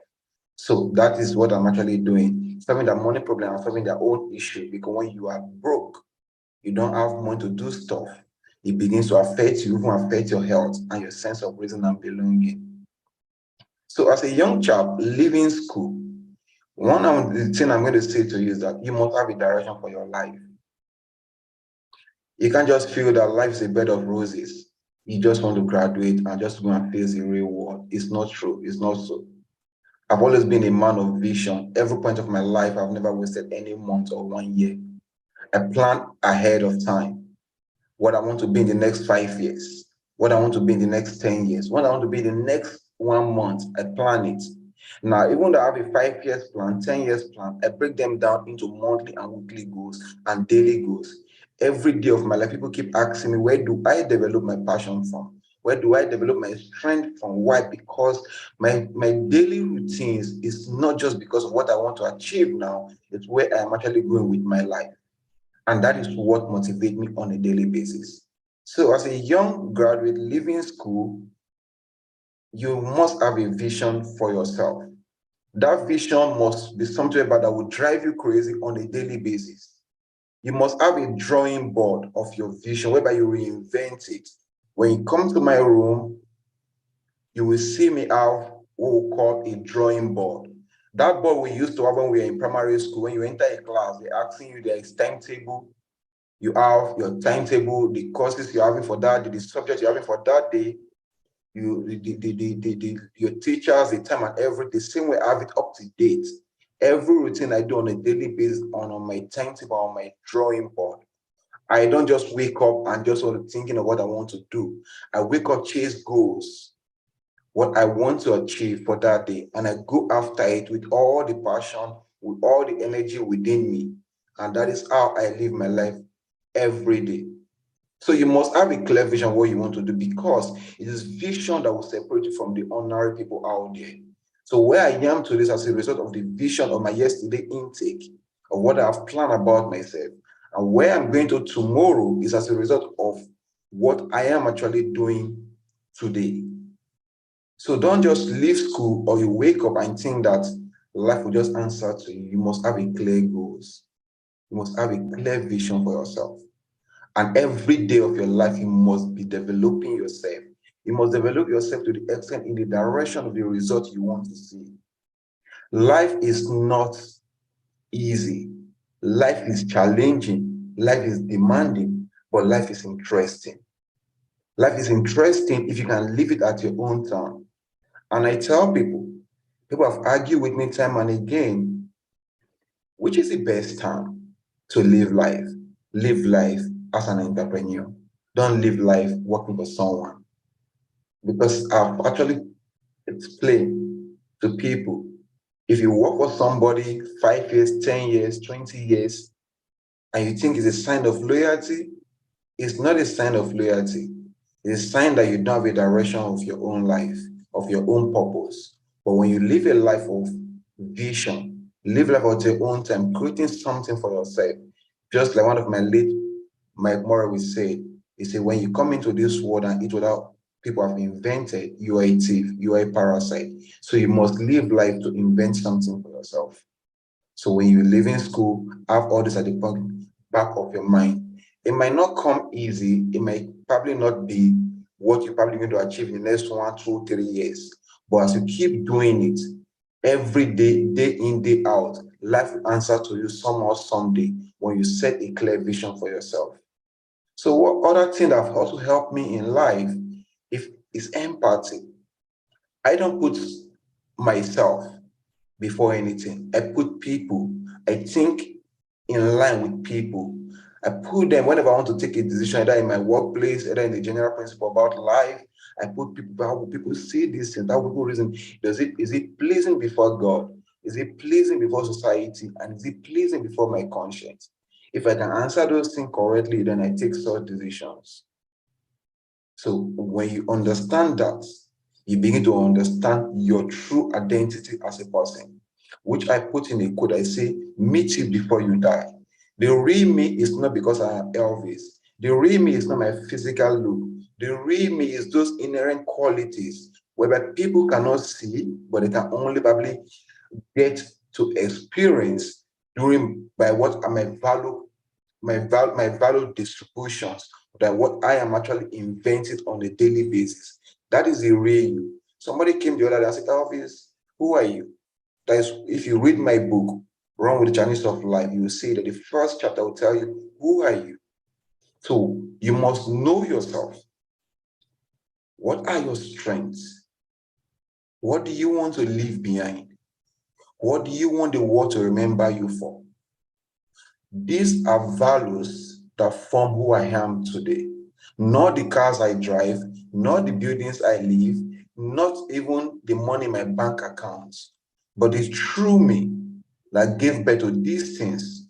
But it's so unfortunate Average people could not identify the true inherent quality they have, and it is those true inherent quality that will give them a residual income in the marketplace. So when you identify the true you meet you before you die. The true you will give birth to every material resources that you need to scale through this journey called life. But when you fail to identify those qualities, then you remain as an average person. And then you cannot be able to face life, because life is not a bed of roses. Life will not give you what you just wish for. Life will answer to what you demand and go after on a daily basis. One of my role models also, Samadeyemi, he said something. He said, those who are driven by vision will be more successful than those who are driven by survival. So when you are driven by survival, you want to live an average life. But when you are driven by vision, then you want to live a life that will not just give you fulfillment, but that will outlive you. Even though when you die, people will be doing research about you. That is a life I want to live, a life of fulfillment, not just attainment. So you need to understand all these things, but it begins from you. Also, I tell people, the future we are toying in day and out is not what is ahead of us. The future is within us. The day we begin to unveil them, it begins to materialize for us. So you as a young person, you want to face the real world, life after school. You want to understand. You not just want to survive. You want to emerge. You want to win. You want to be known for. You need to pay some sacrifice by identifying yourself. Value creation. One of the most interesting things I've discovered about myself of late is that those things I used to wish for, those people I used to chase after, I've realized that now I begin to find myself, begin to invent the value a culture within me to put it into materialistic aspect. Those will begin to chase after me now. How do I mean? Before now, you probably don't know about Elvis. Like you made mention of, you met me 3 years ago at the tincation of late blessed moment of Ubon King. Begin to unveil, because I was invited to come and speak based on what I've been able to invent, based on what I've been able to build over time. Now, people begin to associate with me based on these things I've been able to put on ground. So that is how life works. Nobody will want to associate with you until you begin to put something that is beyond normal on the surface of the world. You begin to unveil those qualities inside you, and you begin to transform them into materials aspects that people can begin to trace and see. I want to ask you how you're doing it. But at that point in time, you become a pace setter, you become a role model, and you become somebody the world wants to associate with. Just like the common saying goes, everybody wants to associate with success. So when you are successful, you attract people. When you failed, people also will be distant from you. And the good thing about success is contagious. Even your society will recognize you. Even your generation will recognize you. Even your system, which is your country, will recognize you. A few days ago, a few weeks ago, a few of my friends were recognized by their hard work, by what they're doing in the society, in the economy, developing their own craft and living something beyond the test of time. So all these are what form the basis of what you want to. So like I said, the vision first. 2, identify and know you, meet you. And 3, then ask yourself the value you want to create. And the last one we're going to talk about is the God factor. Never let go of God factor in all you do. Yes, people wake up and just say, okay, there's logic, there's wishes, and there's so much more they believe in. Whatever you believe in, go for it. Believe it with every being that you have and let it resonate with your person. How do I mean? I tell people every day, you must recalibrate yourself with your belief system. A lot of people fail in life today, not because they don't have a good intention or they're not driving a nice cause, but they fail because they fail to identify their value culture, they fail to identify their belief culture, they fail to identify their God factor to align it with their vision. That's why you see people who say they establish an idea, After a few years, the idea failed. Now, the idea did not fail. It is the person that failed. Why? Because this person did not align every being. They are in school. There are components. I'm an accountant. There are components of accounting. The same way our life have components. So when we fail to identify this component, it affects us in the journey of life. One, I made mention of you having a vision. So when you have a vision, you must align your components with your vision in order to scale through in the journey of life. Most people have vision, but they fail to align their component with their vision. And it's those components that will give them a standing strength in the days of failure. One of the components is your mindset, how you think, how you reason. What do you see about the world? What is your overview about the world? What do you see about people? So your mindset is huge. Two is your belief culture, your belief system. Do you believe that life is challenging? Do you believe that Nigeria is not working? Do you believe that, oh, I came from a poor background? If you read my book, if you heard about my story, realize that your background shouldn't stop you where you're going to, no matter where you're coming from. So your perception about the overview of the world, about your society, about your environment, about your family should matter and should be aligned with your vision that no, I came from a family of 7. Out of the 7, by the special grace of God, I am the only graduate. I am the least of my sibling. I'm second to the last. But I defy the odds of circumstances and generation causes. Why? Because I know the battle I'm fighting on a daily basis. So do not compare yourself with people, according to Ekene the basis, who can Canada be broken by the benevolent spirit. The battle I'm fighting today is a battle that my generation will not fight. My parents failed to fight that battle. I'm fighting it today for my own children. So imagine my parents have actually fought those battles for me. By now, be where I am today. I'll probably be enjoying being the president's son, being this, that. So those are battles our parents failed to fight.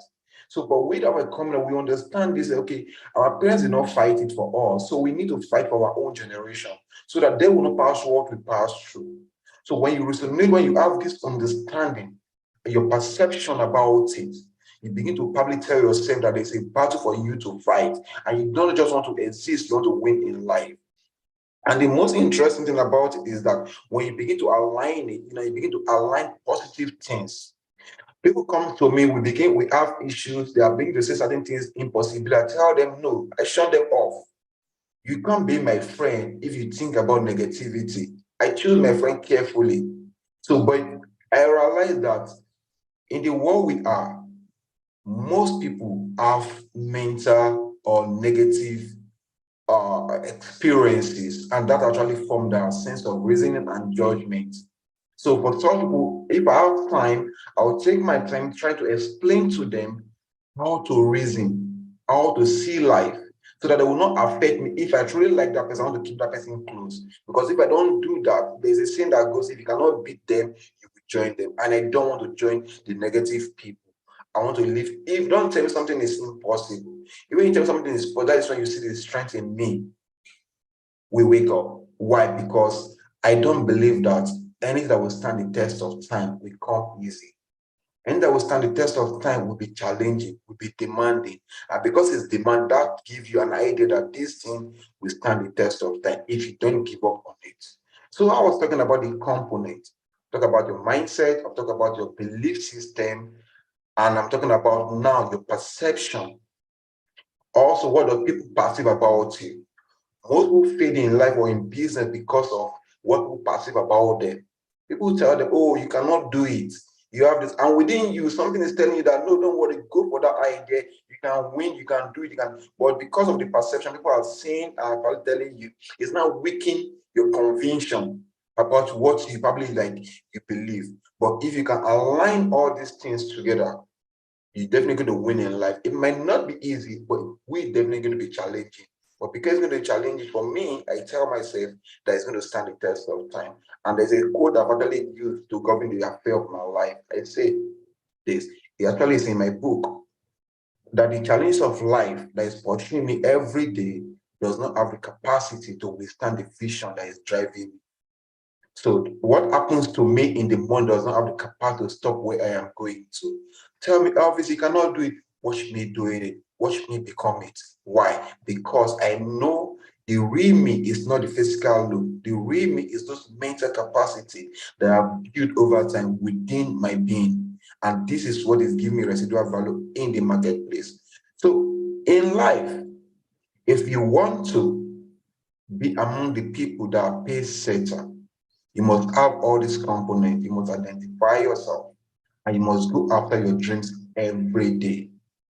Having the God factor, the belief system, the vision, and the perception. The most important of all this is your belief system, what you believe about yourself, what you believe where you're going to. If you believe the journey is going to be easy for you, it will be easy for you. If you believe that you cannot make it, then it's also your own choice, your choice. So it's all about your belief system, where you're going to in life. And guess what? The most interesting thing again is the universe always set a watch for us. And that is what most people do not understand. In school, when we're given a test, when we fail, we repeat the class. But in life, it's so unfortunate, I must say this. In school, during my secondary school, if you're in SS1, you failed the class, you will repeat the class, right? You repeat SS1. The interesting thing about life is, quote me and said I said so, that in life, if you're at level 5 and you failed a test of life, you will not repeat class, you go back to square one. I'll say that again. Life is a journey, life is a school, just the same way we have our schools. If you are in year 2, you failed a semester course, either you repeat that semester, but in life, when you fail a test of life, you will not just repeat that semester, you will go back to square one. That is life for you. And it now becomes more challenging that if life has exposed you to certain things, maybe for instance, I used to tell my team, by the virtue that you are in Abuja, life has actually given you an edge over those people who are in the village. So the test you're going to have by living in Abuja is different from the test you're going to have by those who are living in the village. Now, those who are living in the village can fail. Maybe they are in level 5, can fail, and life can take them to level 3, back to level 3. But you that are living in Abuja, when you fail, life can take you back to level 2 or level 1, because life actually exposes you to certain information and environment that feel that you should have known certain things by now. So by doing that, life is going to relegate you to certain level back. And so, but it is only few people who are sensitive about this, who understand that I don't need to fail in life, even though we understand that challenges of life have access to everybody, but does not have control over everybody. So for me, it's all about what will outlive me. I tell people, the life that will outlive me is more important than the life I am living for. Because I want to fulfill a cause. I want to run a race. I want to break a cause that my parents could not. And I want to leave a legacy behind that generation unborn will benefit from. I'm building a business, give me that opportunity, and the foundation which I operate, Skywise Foundation, give me the opportunity to live an impactful life beyond people. So I'll stop here so we cannot go into question. Wow, thank you so much, sir. Sir, I know you to be a young person, but as I listen to you, you sound right now like an ancient, like one filled of such dynamic and prolific wisdom. This is beyond business and career pathway. This is life itself. And we're grateful and honored to be able to listen to you speak with such passion. And the way you're relating with us at our level is second to none since we started. Thank you so much. We'll just turn over family to our questions. Let me see your questions come in. While they're trying to wrap on their questions, the first question I'd like to ask you on their behalf is something I'd asked before. Particularly for you, you have built your life on the ground of personal drive and not necessarily external motivations and all of that. Today, the reality for social pressure seems different for the young people we're dealing with. If you check in the 90s and backward, there were the issues of cultism, and you have to belong to a cult or something. But right now, the issues majorly, particularly from 2014 down to this time and until when that ends, is the social pressure of internet fraud. Hookups. We understand people have been doing different things, but hookups have become very attractive in the recent years. There have been the issues of wanting to show off in order to prove a class, especially among young people. We also have the issue of young people who have to take care of themselves in school. And the reality, the economic reality right now is quite stringent. Then we have a fourth case, and that case is particularly about the consciousness that almost every Nigerian student or fresh graduate now have, that even when I finish, what is the guarantee that I'll get a good job? What is the guarantee that I have to succeed without soiling my hands? What's the guarantee that I rise to the top? In fact, there are a lot of young people, as we interact with people, who will tell us that you cannot attain certain wealth if you don't do fraud today, because the likes of your example that we can see and model after are very few in the country when we see the realities of things. So what would you have to say about that in order to set balance for these young people who need to position their life in the right way to go? Okay, so the truth be told, you can become anything in this world, anything, legitimately, anything. If you remember during my statement, as I said, anything that will stand the test of time must be built, anything. Yes, sir.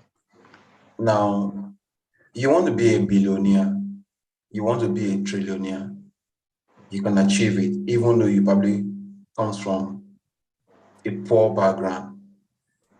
All you just need to do, like I said, set a clear vision, a vision whereby that resonates with your person. Then that vision must be a value-driven vision that people will want to buy into you. I will give an example of me in order to answer that question. Now, I told you about when I was in the banking sector. One of the major reasons that actually made me to resign was I discovered myself. I discovered that I have so much inside of me that the bank was paying me for. And that reason was the reason I actually resigned, not for anything else. Now, when I discovered that value in me, now I begin to ask myself, how can I transfer this value to money, generations, and how can I transfer my ideas to wealth creation? How can I transfer everything within me in order to make money? I've seen money, I'm going to say mentally, I know I'm wealthy, but in my bank account was zero. So I started my company, Skywise Group. What we do at Skywise Group, which I've said before now, is investment, automobile, credit management, and so on. Now, for the first year, it was challenging, really challenging. Of course, a new idea, a new business, nobody wants to buy into it, not even your family member, not even your friends. If you go to on YouTube or my social space, you will see my videos or statements I made there, that it took me over 5 years for people begin to notice what I am doing. But guess what? The power behind it is consistency. So today now, people can look into me or my company, my business, and say, Elvis, I love what you're doing. I want to be part of your business. I have 100 million naira to be part of your business. I have 200 million naira to be part of business. Verifiable source of income, legitimately, and that's it. But guess what? If I did not establish an idea and follow through it, today people will not probably want to invest in my company. Why did I say so? The richest people in the world look for leverage. Everything is leverage. You must apply leverage. You cannot do it yourself. If I remember, there's a man, if I remember his name before the end of this section, I will tell you, he said, I'll rather earn 1% of 100 people efforts than 100% of my own efforts. Jack That was Ma, what he yeah. said. So if you want to live a fulfilling life, live a life of impact, have too much money, just know that you cannot do it with your own effort alone. I read a book, OPM, OPI, and OPR by Michael Leder. Other people money, other people idea, and other people resources. Now, in our society, it has been proven time and again, most people do not know how to manage other people's resources. And at the long run, they get themselves burned because they allow money to enter their head instead of using multiplying other people's money to create wealth for themselves. So when you have a great idea, you stay true it, people will be watching you from afar. Universe will be watching from afar. In fact, I saw something on Instagram of late that if God give you an idea, He will command the resources for you to materialize that idea if you don't give up. But most people could not wait for God to send them the material resource they need for the ideas to be established. And I will take it back. I understand that I'm a believer, I'm a Christian. When God told Jesus this is what he's going to do, everybody expected Jesus to come and live in a Philippian life. But when he anointed Jesus Christ, that this is my beloved son, the next thing that happened to Christ was he took him to the valley. So when God gives people a great idea, he takes them through process of valley. So that process of valley, they give up. So God will not give you resources if he cannot test and trust you. So you need to do your own work. Just like I said, you must have your vision. God will not give you vision in terms of, or if God give you a vision, it will not tell you how to go about the vision. But you yourself, most of the time, when God is not giving you a vision, you have a vision, you not ask God within yourself, if this vision resonates with you. Somehow, why do I use that word? Because somehow people copy vision. You see what I'm doing in Skywise, you now go and copy it, say, oh, it's your own vision. And that vision may not resonate with you. I don't know if I'm communicating. Yes, so sir. I call them copycats. Now, when you copy other people's vision and you want to probably run with it, it will not work. You can only attain, you cannot fulfill. Yes, sir. So but this is why I tell people, because we are in a diverse, dynamic world, most of the great ideas, people have established it, but there are still great ideas that people are yet to discover. So when you want to do something, this is my admonition. Take 10% from what Elvis is doing. Take 10% from what David is doing. Take 10% of what Dangote is doing. Take 10% of what Femi Dollar is doing. Take 10% of what Bigot is doing. Now bring all those things to your drawing board. Now align it with your person. But what people do is that they copy Femi Otedola or Dangote 100%, not knowing that they are not Dangote, they are not Femi, they are not Elvis. So it cannot work. So when you take these ideas collectively, now you to form your own great idea, then it will work. Because then, when forming your own idea, you are building your strengths, you are building your value culture, you are building your belief system into your idea. So when you won't get to a point of storm, you know that this is your idea, you're not going to find a way around it. And God at that point in time will probably see you through. But when you copy people 100%, it becomes an issue for you to stay through when you get through challenges of life. So when you have this idea, you begin to water it, just like the bamboo tree. It might take you 5 years. So it might take them 1 year. So it might take them 10 years. But all you need is that you need to be consistently consistent. As long as you believe in that idea. So when you are consistently consistent, on the long run, the universe will bring those material resources. Somebody can just call, you know what? I want to invest 2 billion in your company legitimately. Yeah.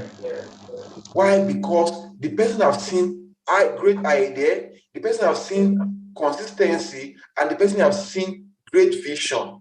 So when you are consistent, when you have a great idea, people will invest in you. So you don't need to go and do hookup, you don't need to go and do illegitimate things in order to belong. When you belong to those things illegally, I tell you the truth, when you arrive too soon, you will crash.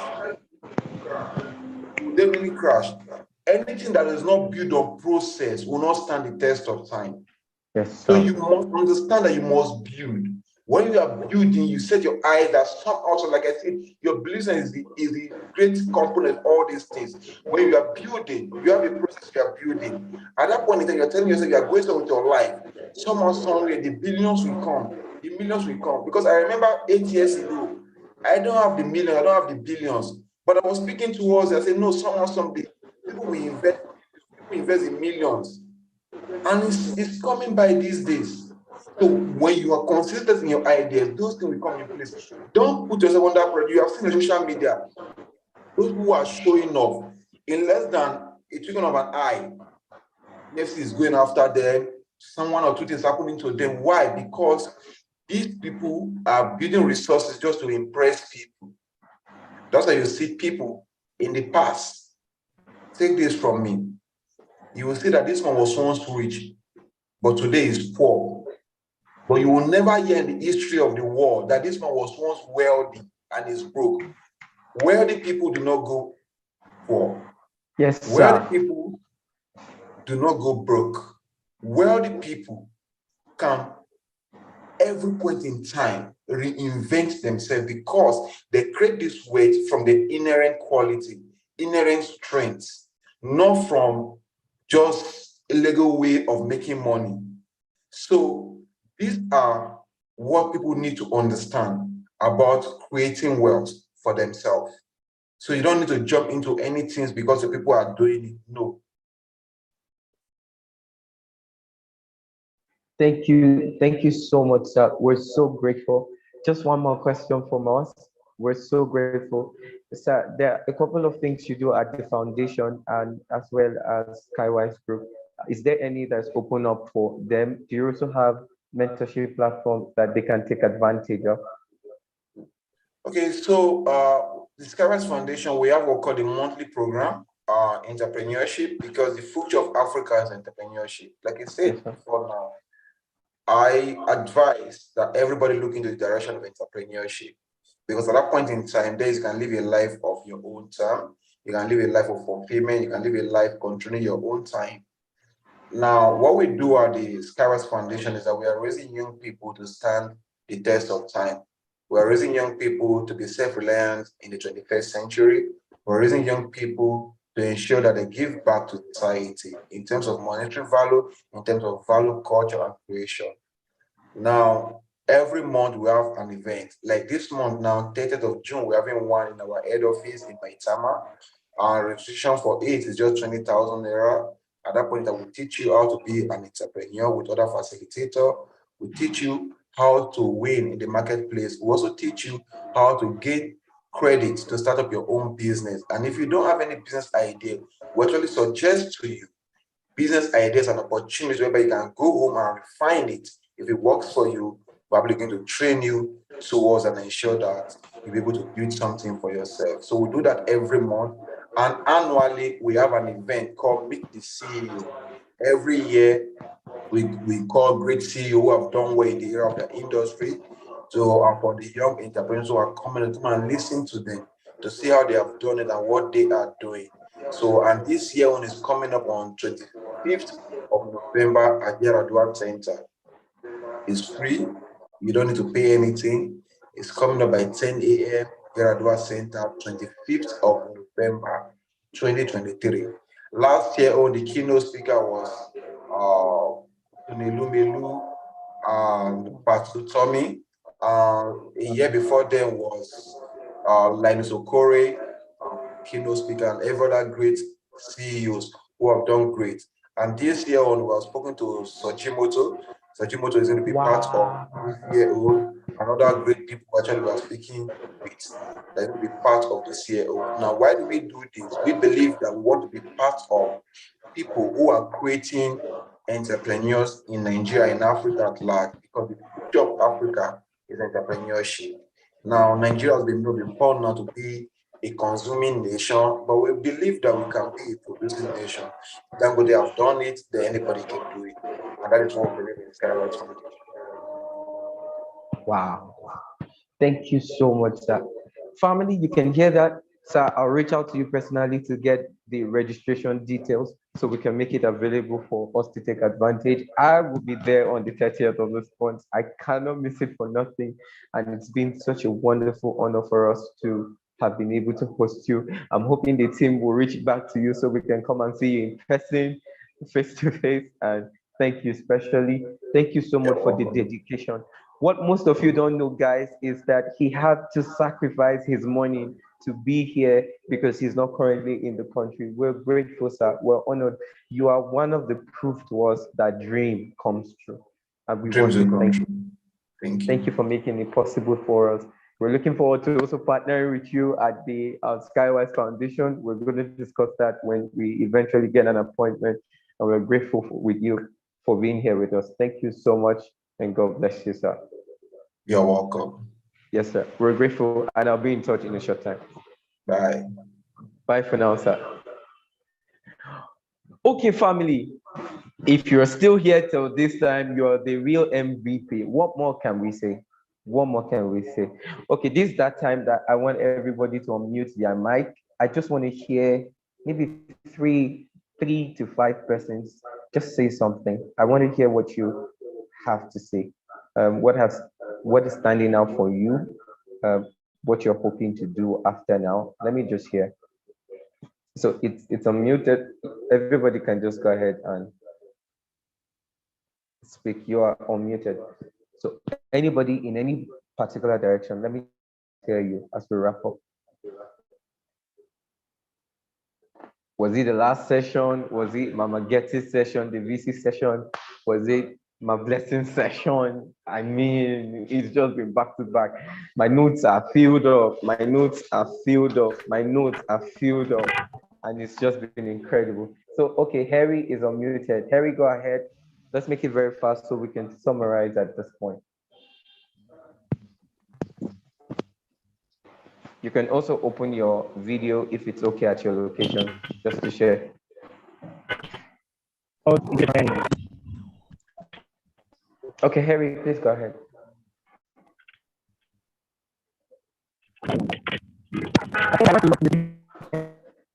Okay, perhaps Harry, you should just type. Harry, you should just type. It seems the network is really breaking. I can barely hear you.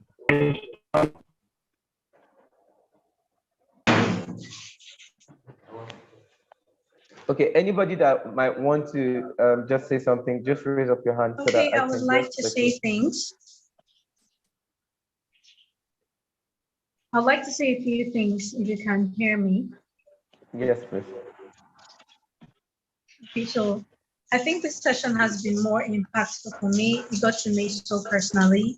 From the first speaker, I felt attacked. I felt like all of my lapses, I felt like she was talking to me directly, like she could see through me. And for me, it was really challenging. Then the second speaker spoke about the economy of time. I would like to say that, or I would like to confess that I am one person who has been very terrible with time. I always show up late. I mean, some of you know me. I can be late for no just reason, but now I feel challenged. I think I need to do about keeping others. It's also about wasting my time. Then the third speaker spoke about the God factor. And then he addressed something that has really been bothering me, something that has really been eating me up lately. It has a lot to do about fraud. As a matter of fact, I've been exposed to the highest amount of fraudsters in Abuja. I'm not gonna lie. Like last week, a couple of my friends made close to $1 million from fraud that I know about. And they're like, oh, this thing is easy. Why not give it a shot? Why not give it a try? I'm at that point where I'm like, okay, so should I just do this thing? I mean, in 2, 3 months, I'm making millions of dollars and I'm chilling and I'm living large, the big girl lifestyle that I've always wanted. But then I don't know if it's really the God factor in me or if it's my conscience.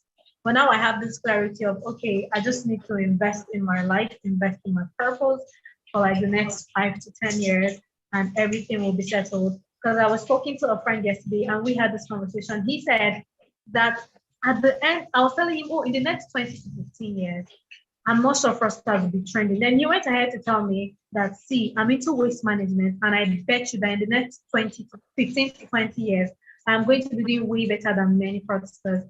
So I'm so grateful, especially to the last speaker. He really talked to me directly. He talked to my mentality. He talked to a couple of problems that I'm going through recently. And he has really encouraged me to be more focused on doing the legitimate things than the illegitimate things. I'm very thankful. I wish they're still here. I really want to say thank you to all three of them. They've been amazing and impactful to me. And thank you, David. Thank you for this opportunity. I don't take this for granted. I know I'm your friend and I can be very myself sometimes, but I don't take this for granted. Thank you so much. God bless you. Thank you much more. Thank you. Wow, Sharon, I am always proud of you. Thank you for opening up this much. Many won't. Thank you so much. Thank you so much. Okay, just to take two more. You want to say something? Let me see you raise your hand so I can just speak on you and unmute your mic to share. Just two more persons as we wrap up. We overstretched today. It wasn't deliberate in any way. We overstretched so we could give us the chance to listen. Tomorrow is fire for fire. Tomorrow, some people will get jobs on this platform. In fact, it is tomorrow we not publicize the most. We will not talk to people. They can stay in their houses. They can wait to buy the tape and the videos. We won't stress it. Some people will get live jobs tomorrow. Some people will get internship opportunities tomorrow. Some people will get employment directly. Some people will get volunteering jobs. You will see it is going to happen. We already have some executives coming in, and it's going to be a cliche. So if I were you, I'll get my friends. If you know people who's been looking for jobs, this is just that time, right? For them to come in and take advantage. Okay, before I get the next person to talk, I can see Victor raising his hand. This evening, we're going to be having a session on networking. We're going to be talking about networking. Many people don't know how to talk to people. You have a lot of people in your network. How did I get this guest? I think you're interested to know. How would you be able to meet whoever you want to meet? My very good friend is here, the brand protagonist. He introduced me to someone in 2020. His name is Vusi. I'd listened to Vusi a couple of times, but I felt like I have more people to listen to. But I started paying attention to Vusi Tembekwayo when Sam referred him to me. But Sam will not believe that I have been in conversation with Vusi last 2 weeks. How am I able to navigate my path to have those conversations? I'm currently having some conversations with some top CEOs that I can't disclose yet, that I'll be speaking. In fact, I have one of the top Dubai millionaire right now in the conversation to be speaking to our team. There's a lot that's happening. I just had a conversation with the leaders team. Is a UK-based company on leadership that's going to be training everybody who comes into our volunteering system on how to position for the value we're about to bring to the marketplace. What you see here is a joke. And think of it, if this is first edition, what is going to be other editions? If you have the VC of a university who is a speaker across Harvard, across different places saying, I want to come back, get me my 40 minutes, just think about it. What is possibly going to happen? What did I tell them? Is it that there are no other conferences? You heard them saying they've not been to conferences. Our speaker yesterday, all the way from London, was telling me he's never been to conferences in a long time because he's not interested. So what are we saying? What are we doing that is different? Remember, you didn't pay for it. And let me also make the record clear. We didn't get no sponsorship for this event. We didn't get no dime. Everything here has been personal money. Everything. Every single thing. And we're not asking you to pay. Don't worry, you pay for the video this time. It's a costly negligence for especially those who were not online, especially those who were not online, right? So why am I sharing all of this? You need to understand how to network, and that's what we're going to be doing. Sorry, if you're not on our WhatsApp community, you cannot be able to take part in that call. And later on, after this summit, we're going to downsize the number of people in our community. We don't need a multitude. We need a critical mass. We need a critical mass of young people who are passionate about their growth. And like Ms. Blessing said, she's coming into Abuja. We're going to have an exclusive session with her. An exclusive session. I want it to be possible that when people like Bill Gates, just like we're having him coming into the country, when they are coming into the country, they are able to say, oh, campus startup, I want to be able to meet with young people from your team. Make an arrangement. I want to speak. Think about that, to have a direct one-on-one. I'm not telling you stories because it's going to happen. I'm not telling you stories, right? And we're building that template to be able to get to that place. And you don't want to miss out on that. Okay, very quickly, we have Victor wanting to share. Please, Victor, go ahead and share with us. While we're taking Victor, please, we'll just take the final person so we can wrap up at this point. Let me just unmute you, Victor. Okay, Victor, please go ahead. All right. Good afternoon, everyone. Good afternoon. Yes. I want to say very big thank you to our convener, my brother and friend David, for putting up this great event. It's really an amazing one. I'm really, really grateful.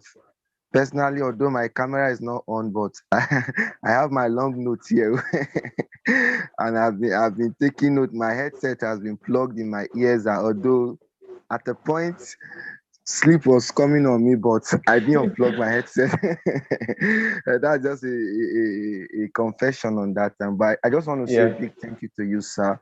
It's really a great one. The magnitude of persons you brought in and the depth of insight they've been able to give us, and I trust that this vision is going to go very far.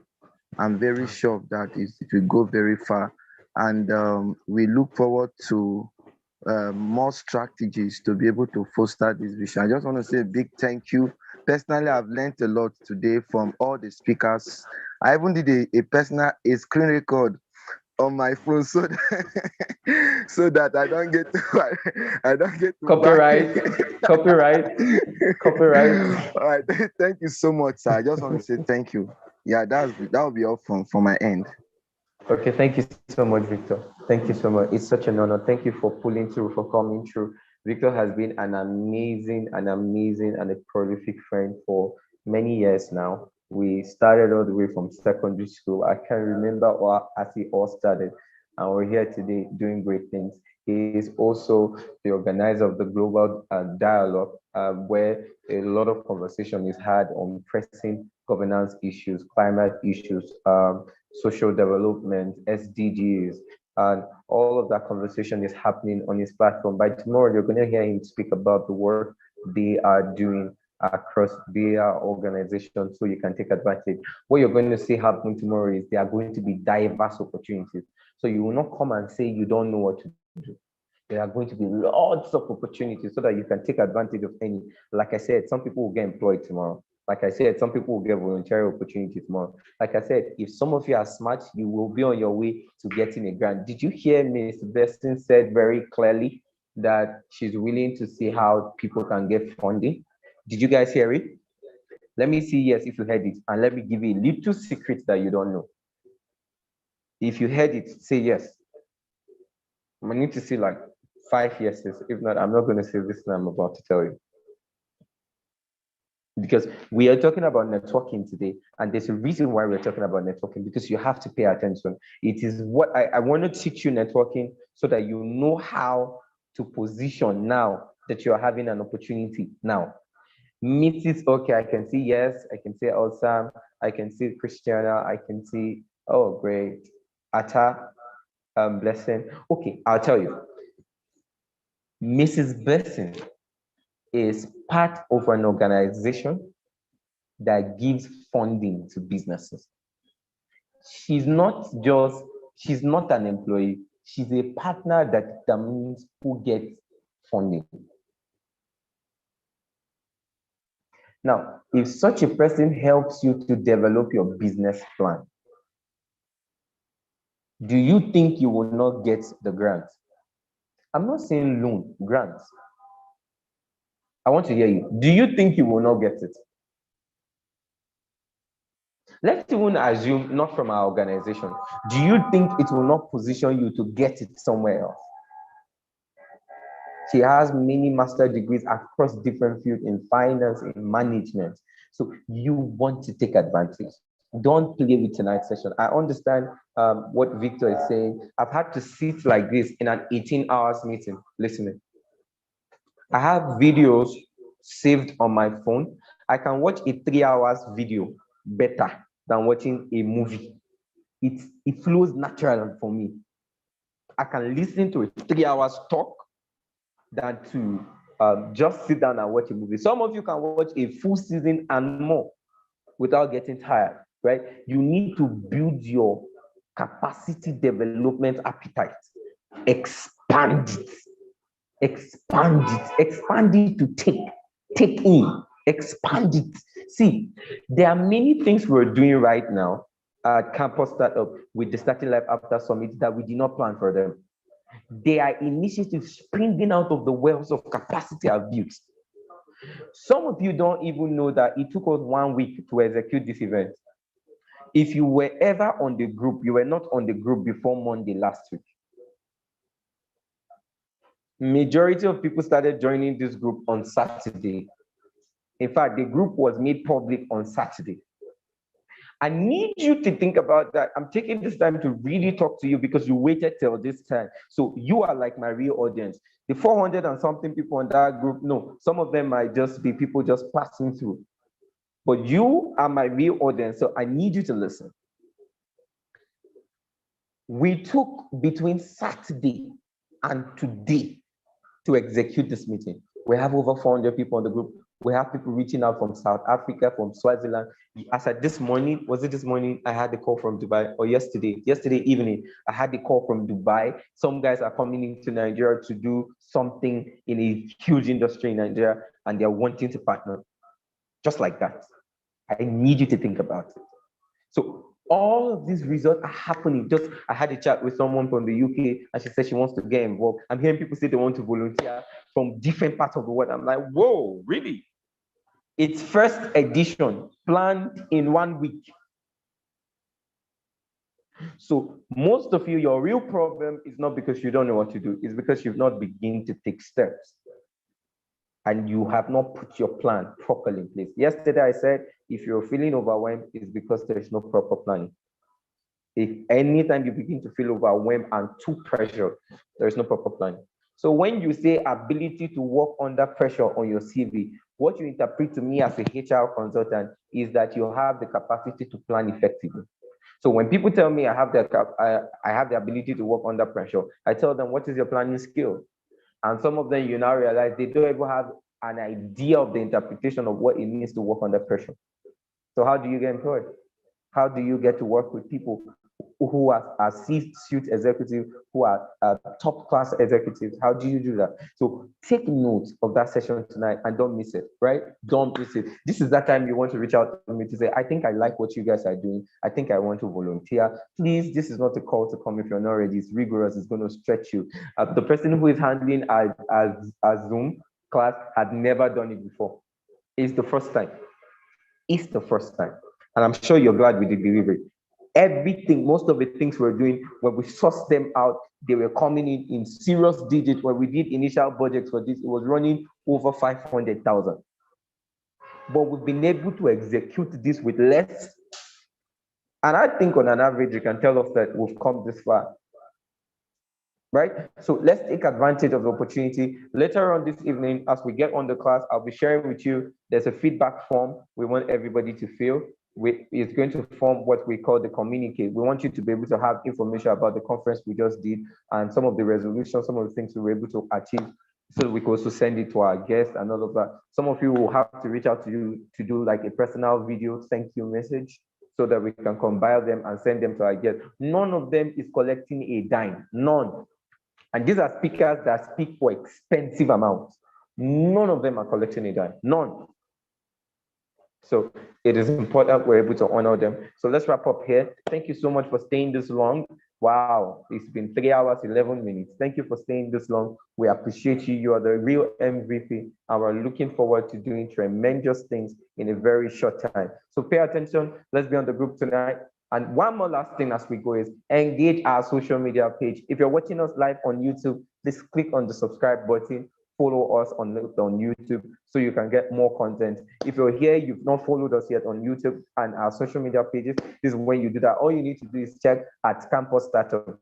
We'll see our logo pop up at Campus Startups. Then you can join us there, and we hope to build great things together. Watch out for updates on the group. When we finish from this is what I want you to do. Go on the group, on the WhatsApp group, for those of you who are there, and make a comment about what you have learned today. That group will be open. Make a comment and what stood out for you. We're going to combine those things and also send it to them as a feedback. One of the things I believe strongly is every speaker deserves a feedback. So we're able to tell you what area of your speech impacted people more, what you said, and that impact. So they understand that we are profitable listeners. Did you hear what Ms. Blessing said? That after going for a session, she decided she will never go there again. You don't want to know how much paid her, yet she said no, because the importance is that they know and understand that you can hear and you understand what they are saying, and like you have heard, there is no excuse to fail. And we learned that failure is not that you made a mistake or you have to do it again. Failure is that you did not do anything at all.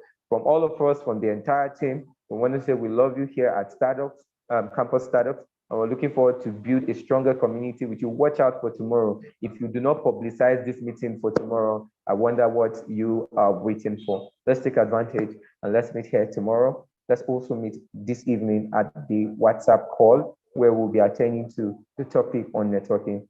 I appreciate you all. Have a wonderful day and enjoy the rest of your day. So bye for now. This is that part where mute your mic. You want to say hello to someone that is on this call. You want to shoot your shot. This is that time for you. So you can take advantage.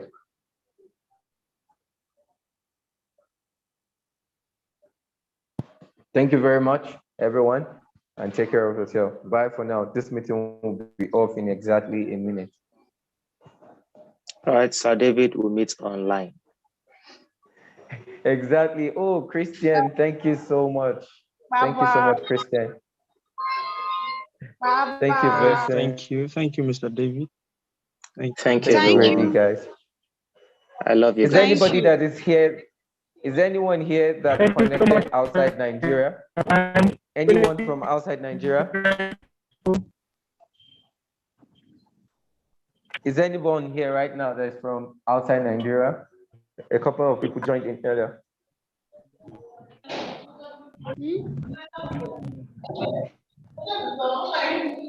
Okay, thank you, everybody. We'll see you later in the evening.